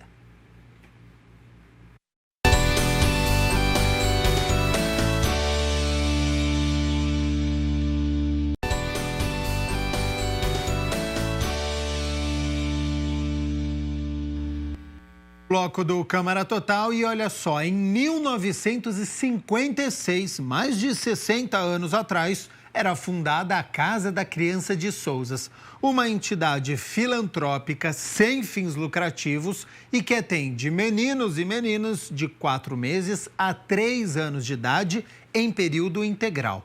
Conheça agora mais um trabalho muito importante que acontece nos bastidores da solidariedade aqui de Campinas e que a Mariana Meira conta pra gente agora, hora do Mãos Solidárias.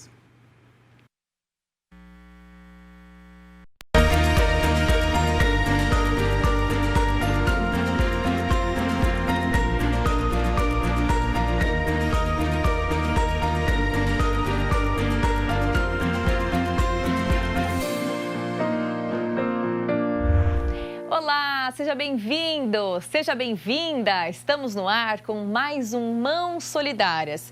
Você que é campineiro mesmo, conhece a região de Souzas? Quando a gente fala em região de Souzas, o que vem logo na cabeça? Ciclismo, restaurantes, caminhada, desenvolvimento econômico, urbano. Tem mais coisa ali na região de Souzas. E esse é o tema do nosso Mãos Solidárias de hoje, que vai falar sobre a Casa da Criança de Souzas. Quem está com a gente hoje é a Ângela Tereza Galbiati Caporali, vice-presidente da instituição. Vai contar um pouquinho para a gente dessa importante instituição. Ângela, seja bem-vinda. Obrigada pela sua participação aqui com a gente. Nós que agradecemos essa oportunidade de estarmos aqui hoje e, enfim, muito obrigada por tudo. Ângela, a cada semana a gente traz uma história diferente, de instituições diferentes, com pessoas diferentes que fazem trabalhos diversos aqui na região de Campinas. Hoje nós estamos falando de uma instituição, que é a Casa da Criança de Souzas, que tem décadas de história, desde 1956, é isso mesmo? Exatamente, ela foi fundada em 18 de dezembro de 1956 por Maria de Almeida Magalhães, então nós estamos aí em 64 anos de cuidando e educando exatamente 100 crianças hoje. Qual que é o público-alvo, Ângela? Quando a gente fala em crianças, tem uma idade específica? Quem são essas crianças? Nós trabalhamos com crianças de 4 meses a 3 anos e 11 meses, crianças aqui da região de Souza, Joaquim Egídio, Cabras e a zona rural. São famílias de baixa renda, então, que têm já uma situação de vulnerabilidade social. A família de baixa renda. Tem uma coisa que a gente sempre fala aqui, né, Ângela, que é fazer o bem para mudar uma realidade de uma criança que muitas vezes tem uma situação muito, muito delicada dentro de casa e que sem uma ajuda, sem um incentivo, sem uma mão mesmo solidária, ela pode seguir um outro caminho. Qual que é o impacto que vocês acreditam que vocês têm, no caso da criança de Souzas, para o futuro dessas crianças? Eu sempre digo, nós sempre dizemos que nós somos a base dessas crianças, né? A base começa na família, que muitas vezes a família não tem esse tempo, né? Por trabalhar, por viver uma vida meia tumultuada, mas a creche, a Casa da Criança de Souzas é a base para eles, é o início para eles, né? É o caminhar para que eles possam estar aí na vida, uma vida melhor. Aqui eles começam, eles aprendem, né? Se aqui eu não der uma base tranquila, com uma perspectiva, mas ter criança de 3 anos, eles saem com 4, o que eles vão pensar lá na frente?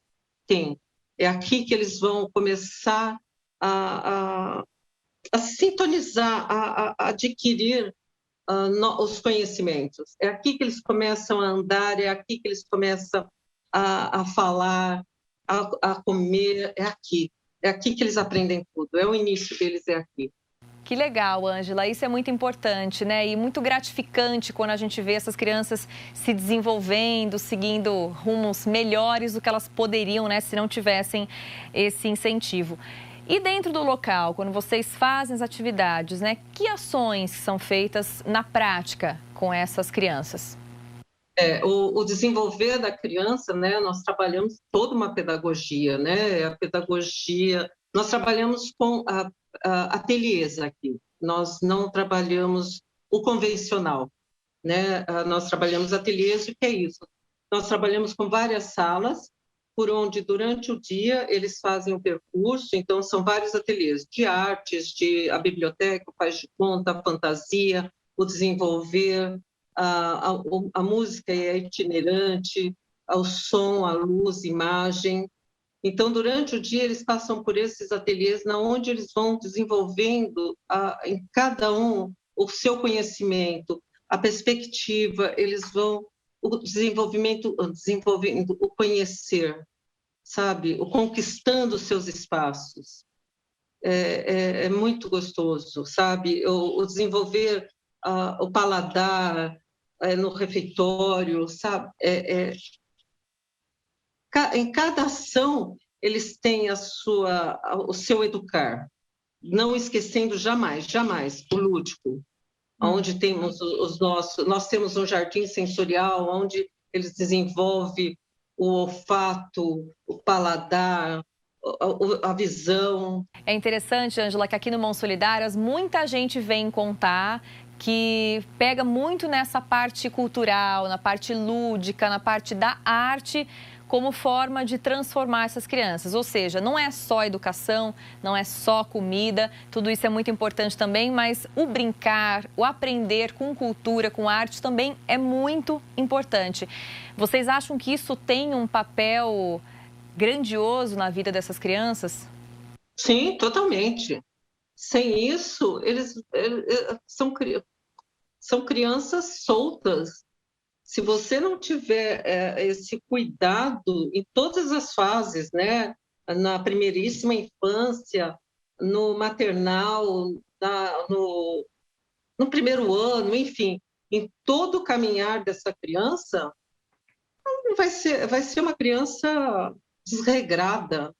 Todas elas, em todo momento, eles têm que ter a regra, eles têm que ter o conhecimento, eles têm que ter o amor acompanhando, eles têm que ter alguém que esteja junto com eles nesse caminhar.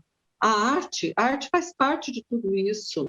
o conhecer a arte, conhecer o desenvolver, né, dos grandes pintores, sabe, a língua estrangeira, sabe, a matemática, tudo isso ele tem que estar acompanhando com pessoas que estão dando suporte a eles. E a família ela tem que estar junto.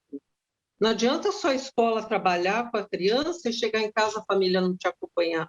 Não é só a escola, né? O governo ele tem que estar te incentivando a tudo isso. Ele tem que estar dando, principalmente para as instituições, o apoio para dar essa sequência, sabe? Então, e nós precisamos disso. A sociedade precisa estar ao lado dessas ONGs, das escolas, mesmo as escolas públicas, as escolas municipais.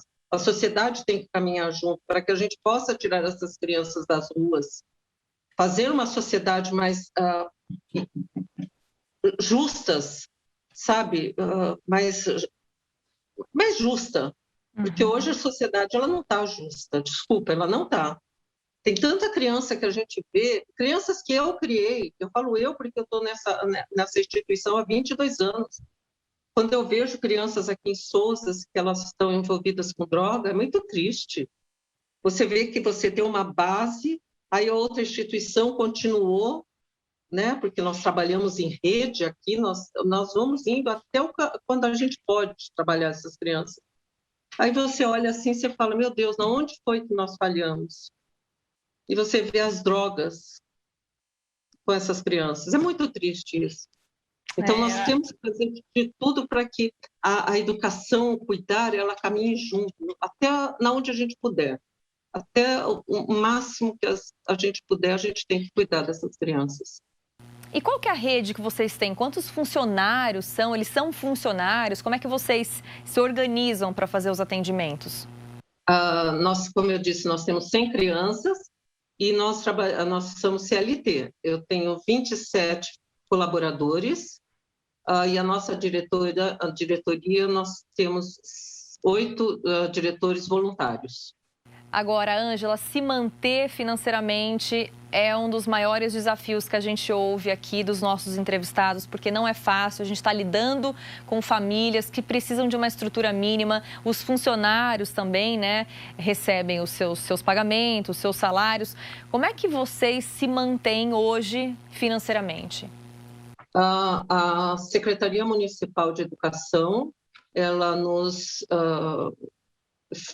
são nossos parceiros em média de 70% a 80% das nossas despesas, né, do nosso custeio.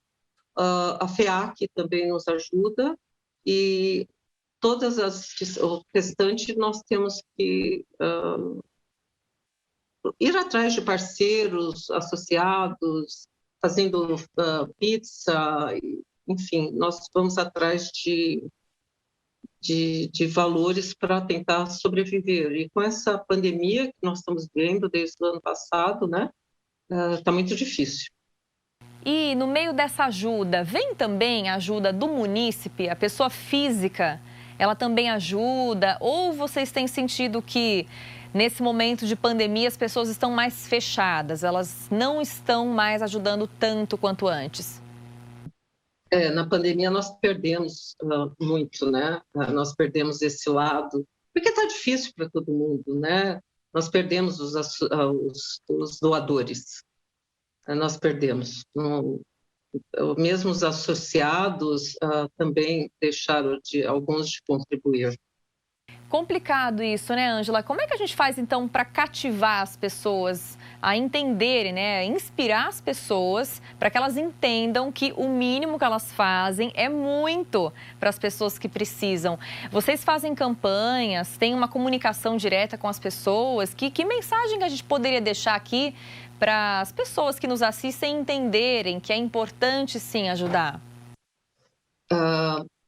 Quanto à distribuição de alimentos, a própria prefeitura, junto com a Conutri, está fazendo a doação de cestas básicas e cestas de hortifruti, onde nós fazemos essa distribuição com a família, que é um dos contatos que nós temos e é onde nós questionamos como as crianças estão. E quanto ao distanciamento, nós fazemos um trabalho junto com a pedagogia de enviar para as crianças, né, além de materiais pedagógicos, lápis, papéis, materiais onde eles podem estar desenvolvendo atividades em casa, todos os dias nós mandamos para cada turma 2 vídeos, onde as educadoras, juntamente com a professora, enviam um vídeo para as crianças, com músicas, com histórias, com projetos. Nesse momento, nós estamos fazendo já o projeto Espaço para Plantar, Colher, Comer e Brincar, onde nós vamos trabalhando e a criança em casa desenvolve, junto com a família, esse projeto, que é plantar a sementinha, depois vai colher, depois vai cozinhar e vai brincando. Enfim, é a forma que nós encontramos de estar com a criança, né, mesmo que online, deles nos verem. E a família nos dá um retorno com fotos, com vídeo das crianças. Nós fazemos, cada 15 dias, reuniões com as famílias, onde nós, além de falarmos com a família, trocarmos ideias, dar sugestões. No caso de crianças que estão fazendo desfraudes, nós ajudamos com nesse momento, ou desmamando, ou iniciando as primeiras papinhas. E também nós conversamos com as crianças, fazemos essa troca. Enfim, essa é a forma que nós encontramos de estar em contato com os nossos pequenos e com as famílias. E qualquer quantia pode ser doada? Existe uma restrição? Qualquer coisa pode ser doada? O que é que vocês aceitam hoje de ajuda? Qualquer quantia, qualquer tipo de doação, pode ser inclusive ou de alimentos, ou até mesmo de roupas, porque nós também repassamos para as famílias isso. A forma que o coração da pessoa tocar, as portas da Criança de Souza estão abertas, como nós chamamos, o espaço de aconchego. Eles estarão sempre abertos para as pessoas. Ângela, muito obrigada pela sua entrevista. Parabéns pelo trabalho que vocês realizam. É uma mensagem de carinho que a gente sempre deixa aqui para os nossos entrevistados, porque é tão bom estar aqui sempre ouvindo essas histórias, ouvindo gente falando que faz coisas boas, sim, em momentos em que dizem que só tem coisa ruim. Tem coisa ruim também, mas tem tanta gente fazendo bem. Eu só tenho a agradecer pela sua entrevista, pelo seu bate-papo e desejar um ótimo trabalho para vocês. Nós que agradecemos a oportunidade e assim que essa pandemia passar, eu convido a todos para conhecer, como eu disse, o nosso espaço de aconchego. Gratidão a todos vocês e muito obrigado mais uma vez por esse momento. Muito obrigada, Ângela. Para você de casa, aquele abraço de longe, como sempre, e aquela mensagem que jornalista adora deixar. Porque o meu sonho é um dia chegar aqui no Mãos Solidárias e poder falar que a pandemia acabou. Já imaginou um dia poder vir aqui noticiar que a Organização Mundial da Saúde decretou o fim da pandemia de coronavírus e que a gente pode voltar a gravar nas instituições, que a gente pode abraçar, sair um pouquinho da posição de jornalista, abraçar essas crianças, abraçar famílias que precisam, que nunca receberam um abraço de verdade? Já pensou que coisa boa? Eu acredito muito que esse dia vai chegar, mas enquanto não chega, a gente vai estar aqui sempre para trazer histórias do bem e convidar você a fazer o bem também. Reflita sobre isso que, vai dar bom. A gente se vê na semana que vem. Muito obrigada pela sua participação. Até. Tchau, tchau.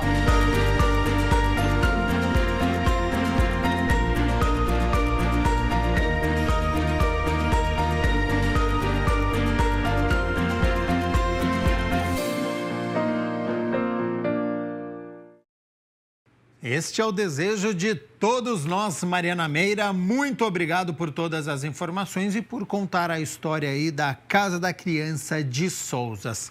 E para a gente encerrar o nosso Câmara Total, o Cozinha Fácil convidou a chefe Camila Corati para ensinar a fazer um San Peter com risoto de limão siciliano. Ela vai explicar passo a passo e dar muitas dicas.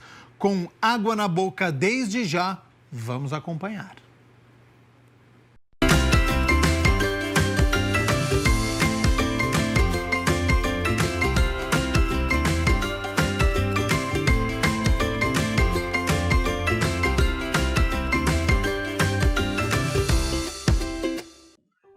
mais uma edição do Cozinha Fácil no ar. E olha só, né? Como sempre, temos receita gostosa. E quem vai ensinar essa receita pra gente hoje é a chefe Camila, que já está aqui ao meu lado. Tudo bem, chefe? Tudo bem, e você? Tudo jóia. Chefe, que receita que a gente vai ensinar pro pessoal de casa? É um Sampiter empanado com uma farinha panko. Ele é crocante, vem um risoto de limão siciliano e um molho cítrico. Meu Deus, que delícia. É um prato, é uma refeição completa. Sim, sim. E parece muito elaborado, mas dá pra fazer em casa tranquilo. Exatamente, é sobre isso que nós vamos falar, né? Afinal de contas, o programa chama Cozinha Fácil. Sim. Não dá pra gente aqui levar receitas difíceis, né? Sim. E aí, né, apesar de ser um risoto, é difícil?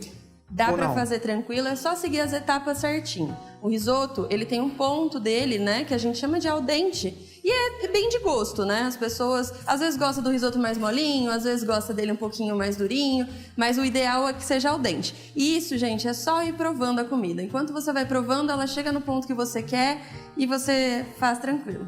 O paladar do brasileiro é mais pro molinho, né? É mais pro molinho. E o da chefe? O meu é mais pro al dente. Mas aí a gente pode fazer, né, ao gosto da pessoa. Sim, sim. Né? Gosta mais al dente? Faz al dente. É o que eu Gosta sempre mais digo. molinho? Faz mais molinho. O ideal é a gente sempre provar, né, o que a gente está fazendo, porque aí a gente sempre se adequa ao nosso paladar ou dos nossos convidados, né? E olha só, a gente já trouxe aqui no programa receitas de risoto. E esse é bem diferente daquilo que a gente já trouxe aqui. Ele é mais cítrico. Ele é mais cítrico, ele leva um toque de limão siciliano. Se você não encontrar o limão siciliano, não tem problema, pode usar qualquer outra variedade de limão, que fica bem gostoso. Ele leva a raspinha do limão, então assim, harmoniza bem com o peixe, porque tem um molho cítrico e o limão, já o risotinho ali também com um toque de limão. Chefe, nunca é demais a gente passar dicas, né? Sim. Principalmente a respeito do limão. Né? A gente sempre reforça aqui, tomar cuidado com a raspa do limão, porque senão a gente pode desandar a receita, Sim, né? a gente tem que tomar bastante cuidado pra gente retirar só aquela parte verde do limão Tahiti, ou amarelinha do limão siciliano, ou laranja do limão cravo, tem tanta variedade de limão no nosso Brasil, né? E a gente sempre raspar sem pegar a partinha branca, só pegar realmente aquela primeira camada do limão. E chefe, é rápido, né? É um risoto, a gente pensa ali que é uma coisa demorada, no final das contas é super rapidinho, Sim, né? se você deixar tudo já meio preparadinho, já você consegue fazer. O que mais demora nesse prato realmente é um pouquinho o risoto, porque ele tem o tempo dele, mas o peixe é super rápido, o molho também é bem rapidinho, dá pra fazer esse prato em 40 minutos ali, 50 minutinhos. São ingredientes de fácil acesso. Sim. É um prato que não é caro. Não é caro. A gente tá usando a tilápia aqui. A gente empanou com farinha panko, mas você pode empanar com farinha de rosca ou aquela farinha de pão que a gente encontra nas padarias, no mercado. Aquela farinha é ótima para empanar. O arroz do risoto, aqui eu estou usando o arbóreo, que é o arroz mais tradicional e o mais fácil de encontrar nos supermercados, mas você pode encontrar qualquer outra variedade que você achar de arroz de risoto. O ideal é que seja arroz para risoto, porque o risoto, esse tipo de arroz, ele solta bastante amido, que dá a cremosidade no risoto que a gente quer. Então, assim, o molho laranja, limão, todo mundo tem em casa, né?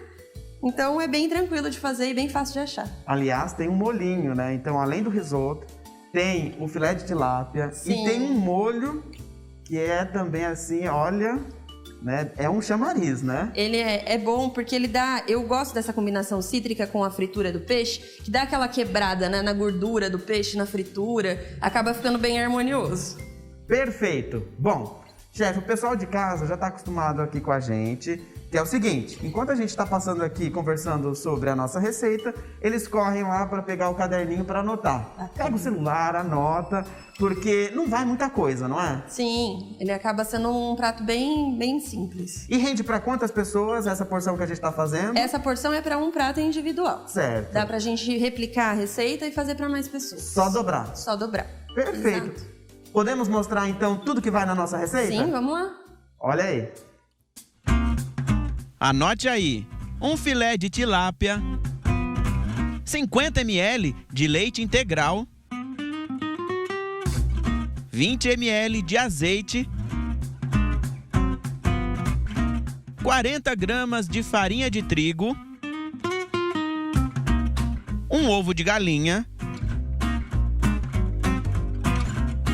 40 gramas de farinha panko ou de rosca e sal e pimenta a gosto. Para o risoto, você vai precisar de 50 gramas de arroz arbóreo, 30 gramas de manteiga, 20 ml de vinho branco, 40 gramas de cebola picadinha, 20 gramas de parmesão ralado, 200 ml de caldo de legumes, sal e pimenta a gosto e raspas de limão siciliano. E para o molho, 100 ml de suco de laranja, 50 ml de suco de limão, 20 gramas de amido de milho, 20 gramas de açúcar e sal e pimenta a gosto. Anotou tudo que vai na nossa receita? A chefe segue aqui comigo porque ela vai passar mais dicas. Chefe, o peixe tilápia é um peixe delicado, né? Ele é um Como é que a gente trabalha ele para não destruir o peixe? Qualquer tipo de peixe a gente tem que ter ali um cuidado um pouco maior, né? Porque ele é uma carne, uma proteína mais molinha, né? Mais delicada realmente. Então, é importante, quando a gente for fazer o empanamento, a gente primeiramente temperar o peixe a gosto. Eu temperei com um pouco de limão, azeite, enfim, como vocês viram. Mas quando a gente for passar nas farinhas, no ovo, a gente tem muito cuidado para pegar o peixe, para a gente não acabar desmanchando. Tirar bastante o excesso da farinha de trigo quando a gente for replicar as camadas de empanamento, para também não ficar um empanamento grosseiro e ruim. Qual que é o tempo que eu tenho que deixar? Porque normalmente a gente escuta assim, deixa lá marinando, né? Eu deixo rapidinho, se eu fizer na hora, pega o sabor, né, o gosto ou não? Pega o sabor, sim. Esse tipo de peixe ele é fácil de absorver sabor, porque ele também é fino, né? Então ele absorve bastante. Se você deixar ele muito tempo marinando, ele acaba ficando uma carne mais dura, porque o limão tende a cozinhar a carne do peixe, que é uma carne muito delicada. Então o ideal é realmente que você tempere na hora ali de fazer e já empanar e só... Gostei da receita, quero ousar. Outros tipos de peixes aí, qual você recomenda? Qual é a sua sugestão? Eu acho que todo peixe aqui cabe bastante uma merluza, cabe um linguado, peixes brancos e mais finos. Por quê? Como ele é feito em imersão de óleo, ele precisa cozinhar por dentro. Então, se você for fazer um peixe que é uma aposta muito alta, ele vai acabar ficando cru. Ah, legal. Outra dica super importante é na hora da fritura, né? Aqui a chefe, logo mais, vocês vão ver aí o modo de preparo. Ela usou uma fritadeira profissional do restaurante. Mas em casa você vai fazer com a sua frigideira. Então precisa ter bastante óleo e óleo bem quente. Isso, a gente deixa óleo, na realidade, até a gente cobrir o peixe ali seria o ideal. E a gente deixa o óleo atingir uma temperatura alta. A hora que a gente vê que tá aquele truque do fósforo, funciona perfeito. Colocou o fósforo lá, o fósforo acendeu, pronto, tá a temperatura ideal. A gente coloca o peixe, vocês vão ver, a hora que ele dourar, tá pronto e... Ô chefe, o pessoal de casa tem muita dúvida quanto fritura, né? Essa dica do palito é uma dica segura, né? Sim, é uma dica segura. Não vai explodir.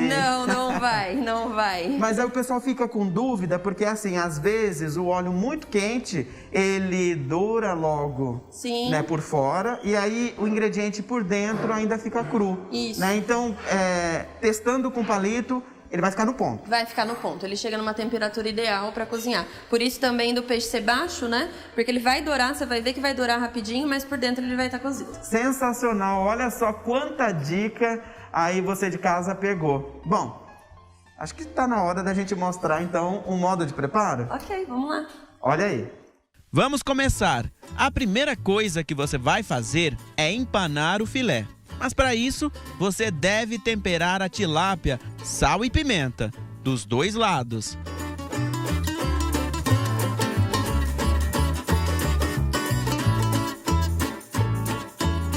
Com suco de limão,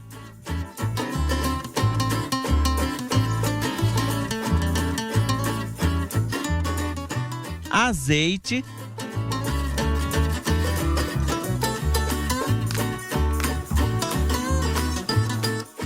Aí você vai passar o filé na farinha de trigo e reservar.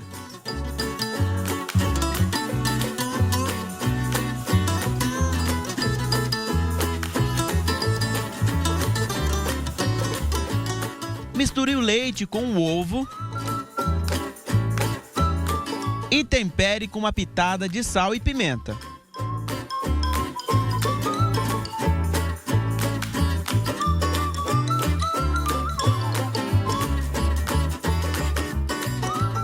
Na sequência, passe o filé na farinha panko, uma vez basta.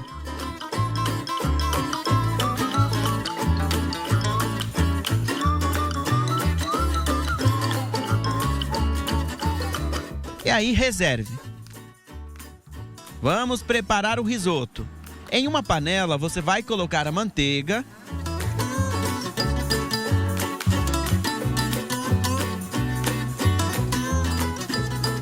e a cebola. Na sequência, acrescente o arroz arbóreo.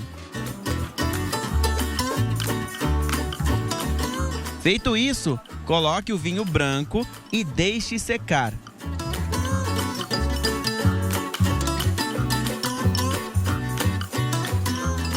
Aos poucos, vá colocando o caldo de legumes e vá cozinhando por 15 minutos.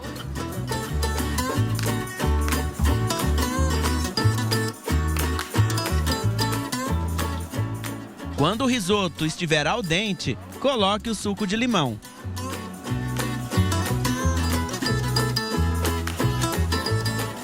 E aí é só acrescentar o sal e pimenta a gosto.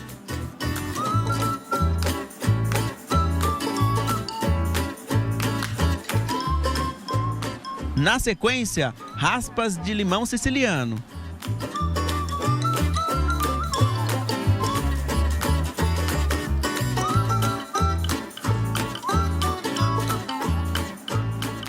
Desligue o fogo e coloque mais meia concha de caldo de legumes.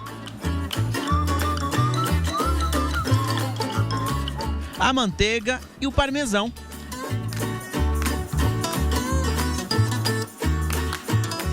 Vá mexendo até ele ficar cremoso.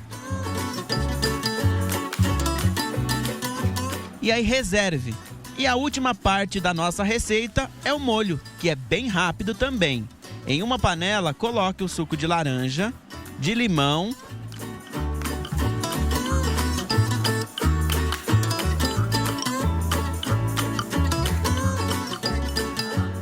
e adicione o sal e pimenta a gosto.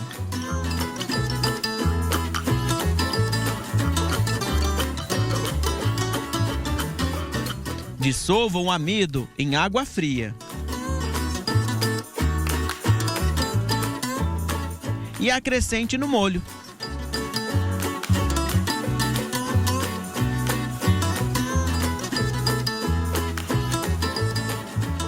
Vá cozinhando em fogo baixo até tudo encorpar.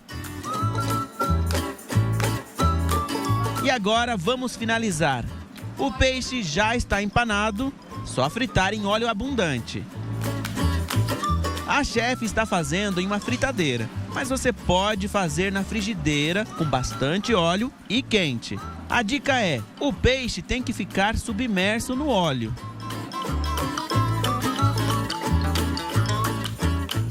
Peixe pronto, faça a montagem com risoto e molho em volta.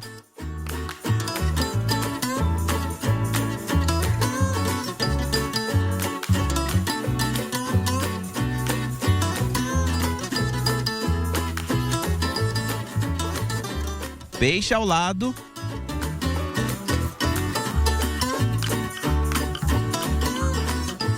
Use uma pimentinha e salsinha para decorar e bom apetite!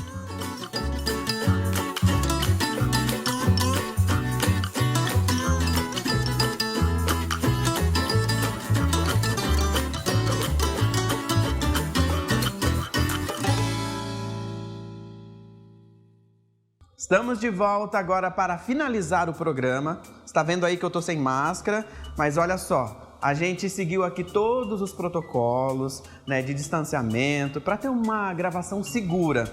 né, uso de máscara, porque a pandemia ainda não acabou. Mas não dá para experimentar a receita, que esteve todo o tempo aqui com a gente, de máscara, né? Tem que tirar a máscara, mas é só neste momento. Chefe, eu vou puxar aqui o prato mais pertinho de mim, né? Fica à vontade. Para eu também não fazer bagunça aqui. Enquanto eu experimento, pessoal de casa que gostou da receita, como é que faz? Tem aí um site, um Instagram, como é que eles te encontram e acompanham o seu trabalho? Ah, não quero fazer. Achei a receita fácil, mas eu quero experimentar a que a chefe faz. E aí? Ah, legal. A gente está aqui localizado no bairro Cambuí, em Campinas, no restaurante Banana Café. Eu trabalho também como personal chef com eventos. Então, o meu Instagram é @CamilaCorati. Lá dá para acompanhar as minhas redes sociais e os meus trabalhos e outros pratos. E o Instagram do Banana é @BananaCaféCampinas. Dá para acompanhar a gente por lá também.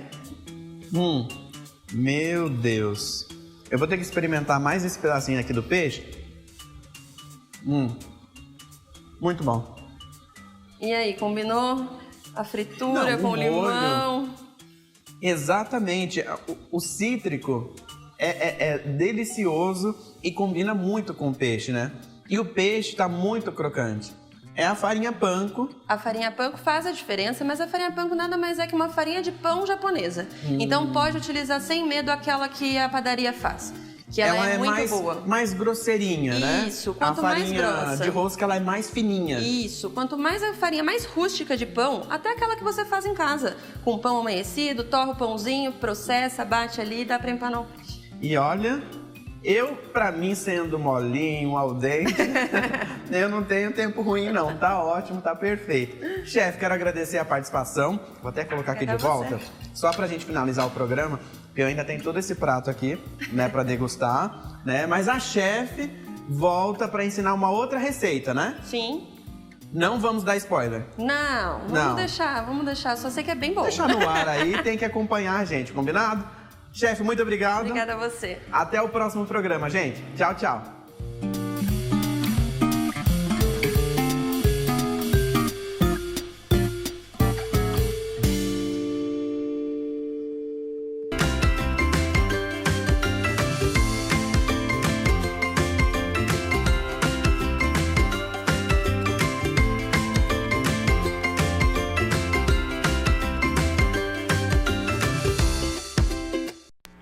Que cara boa, viu? Ficou este San Peter aí com um risoto de limão siciliano. Já estamos aqui ansiosos para saber qual a próxima receita.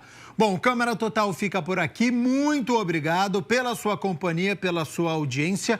Lembrando, continue aqui na TV Câmara Campinas. Daqui a pouco, às 2h da tarde, tem reunião da Comissão de Prevenção às Drogas e logo em seguida, às 4h da tarde, tem reunião da Comissão de Proteção e Defesa dos Direitos dos Animais. Então, uma tarde com reuniões aqui no Legislativo e nos vemos amanhã. Até lá. Tchau, tchau.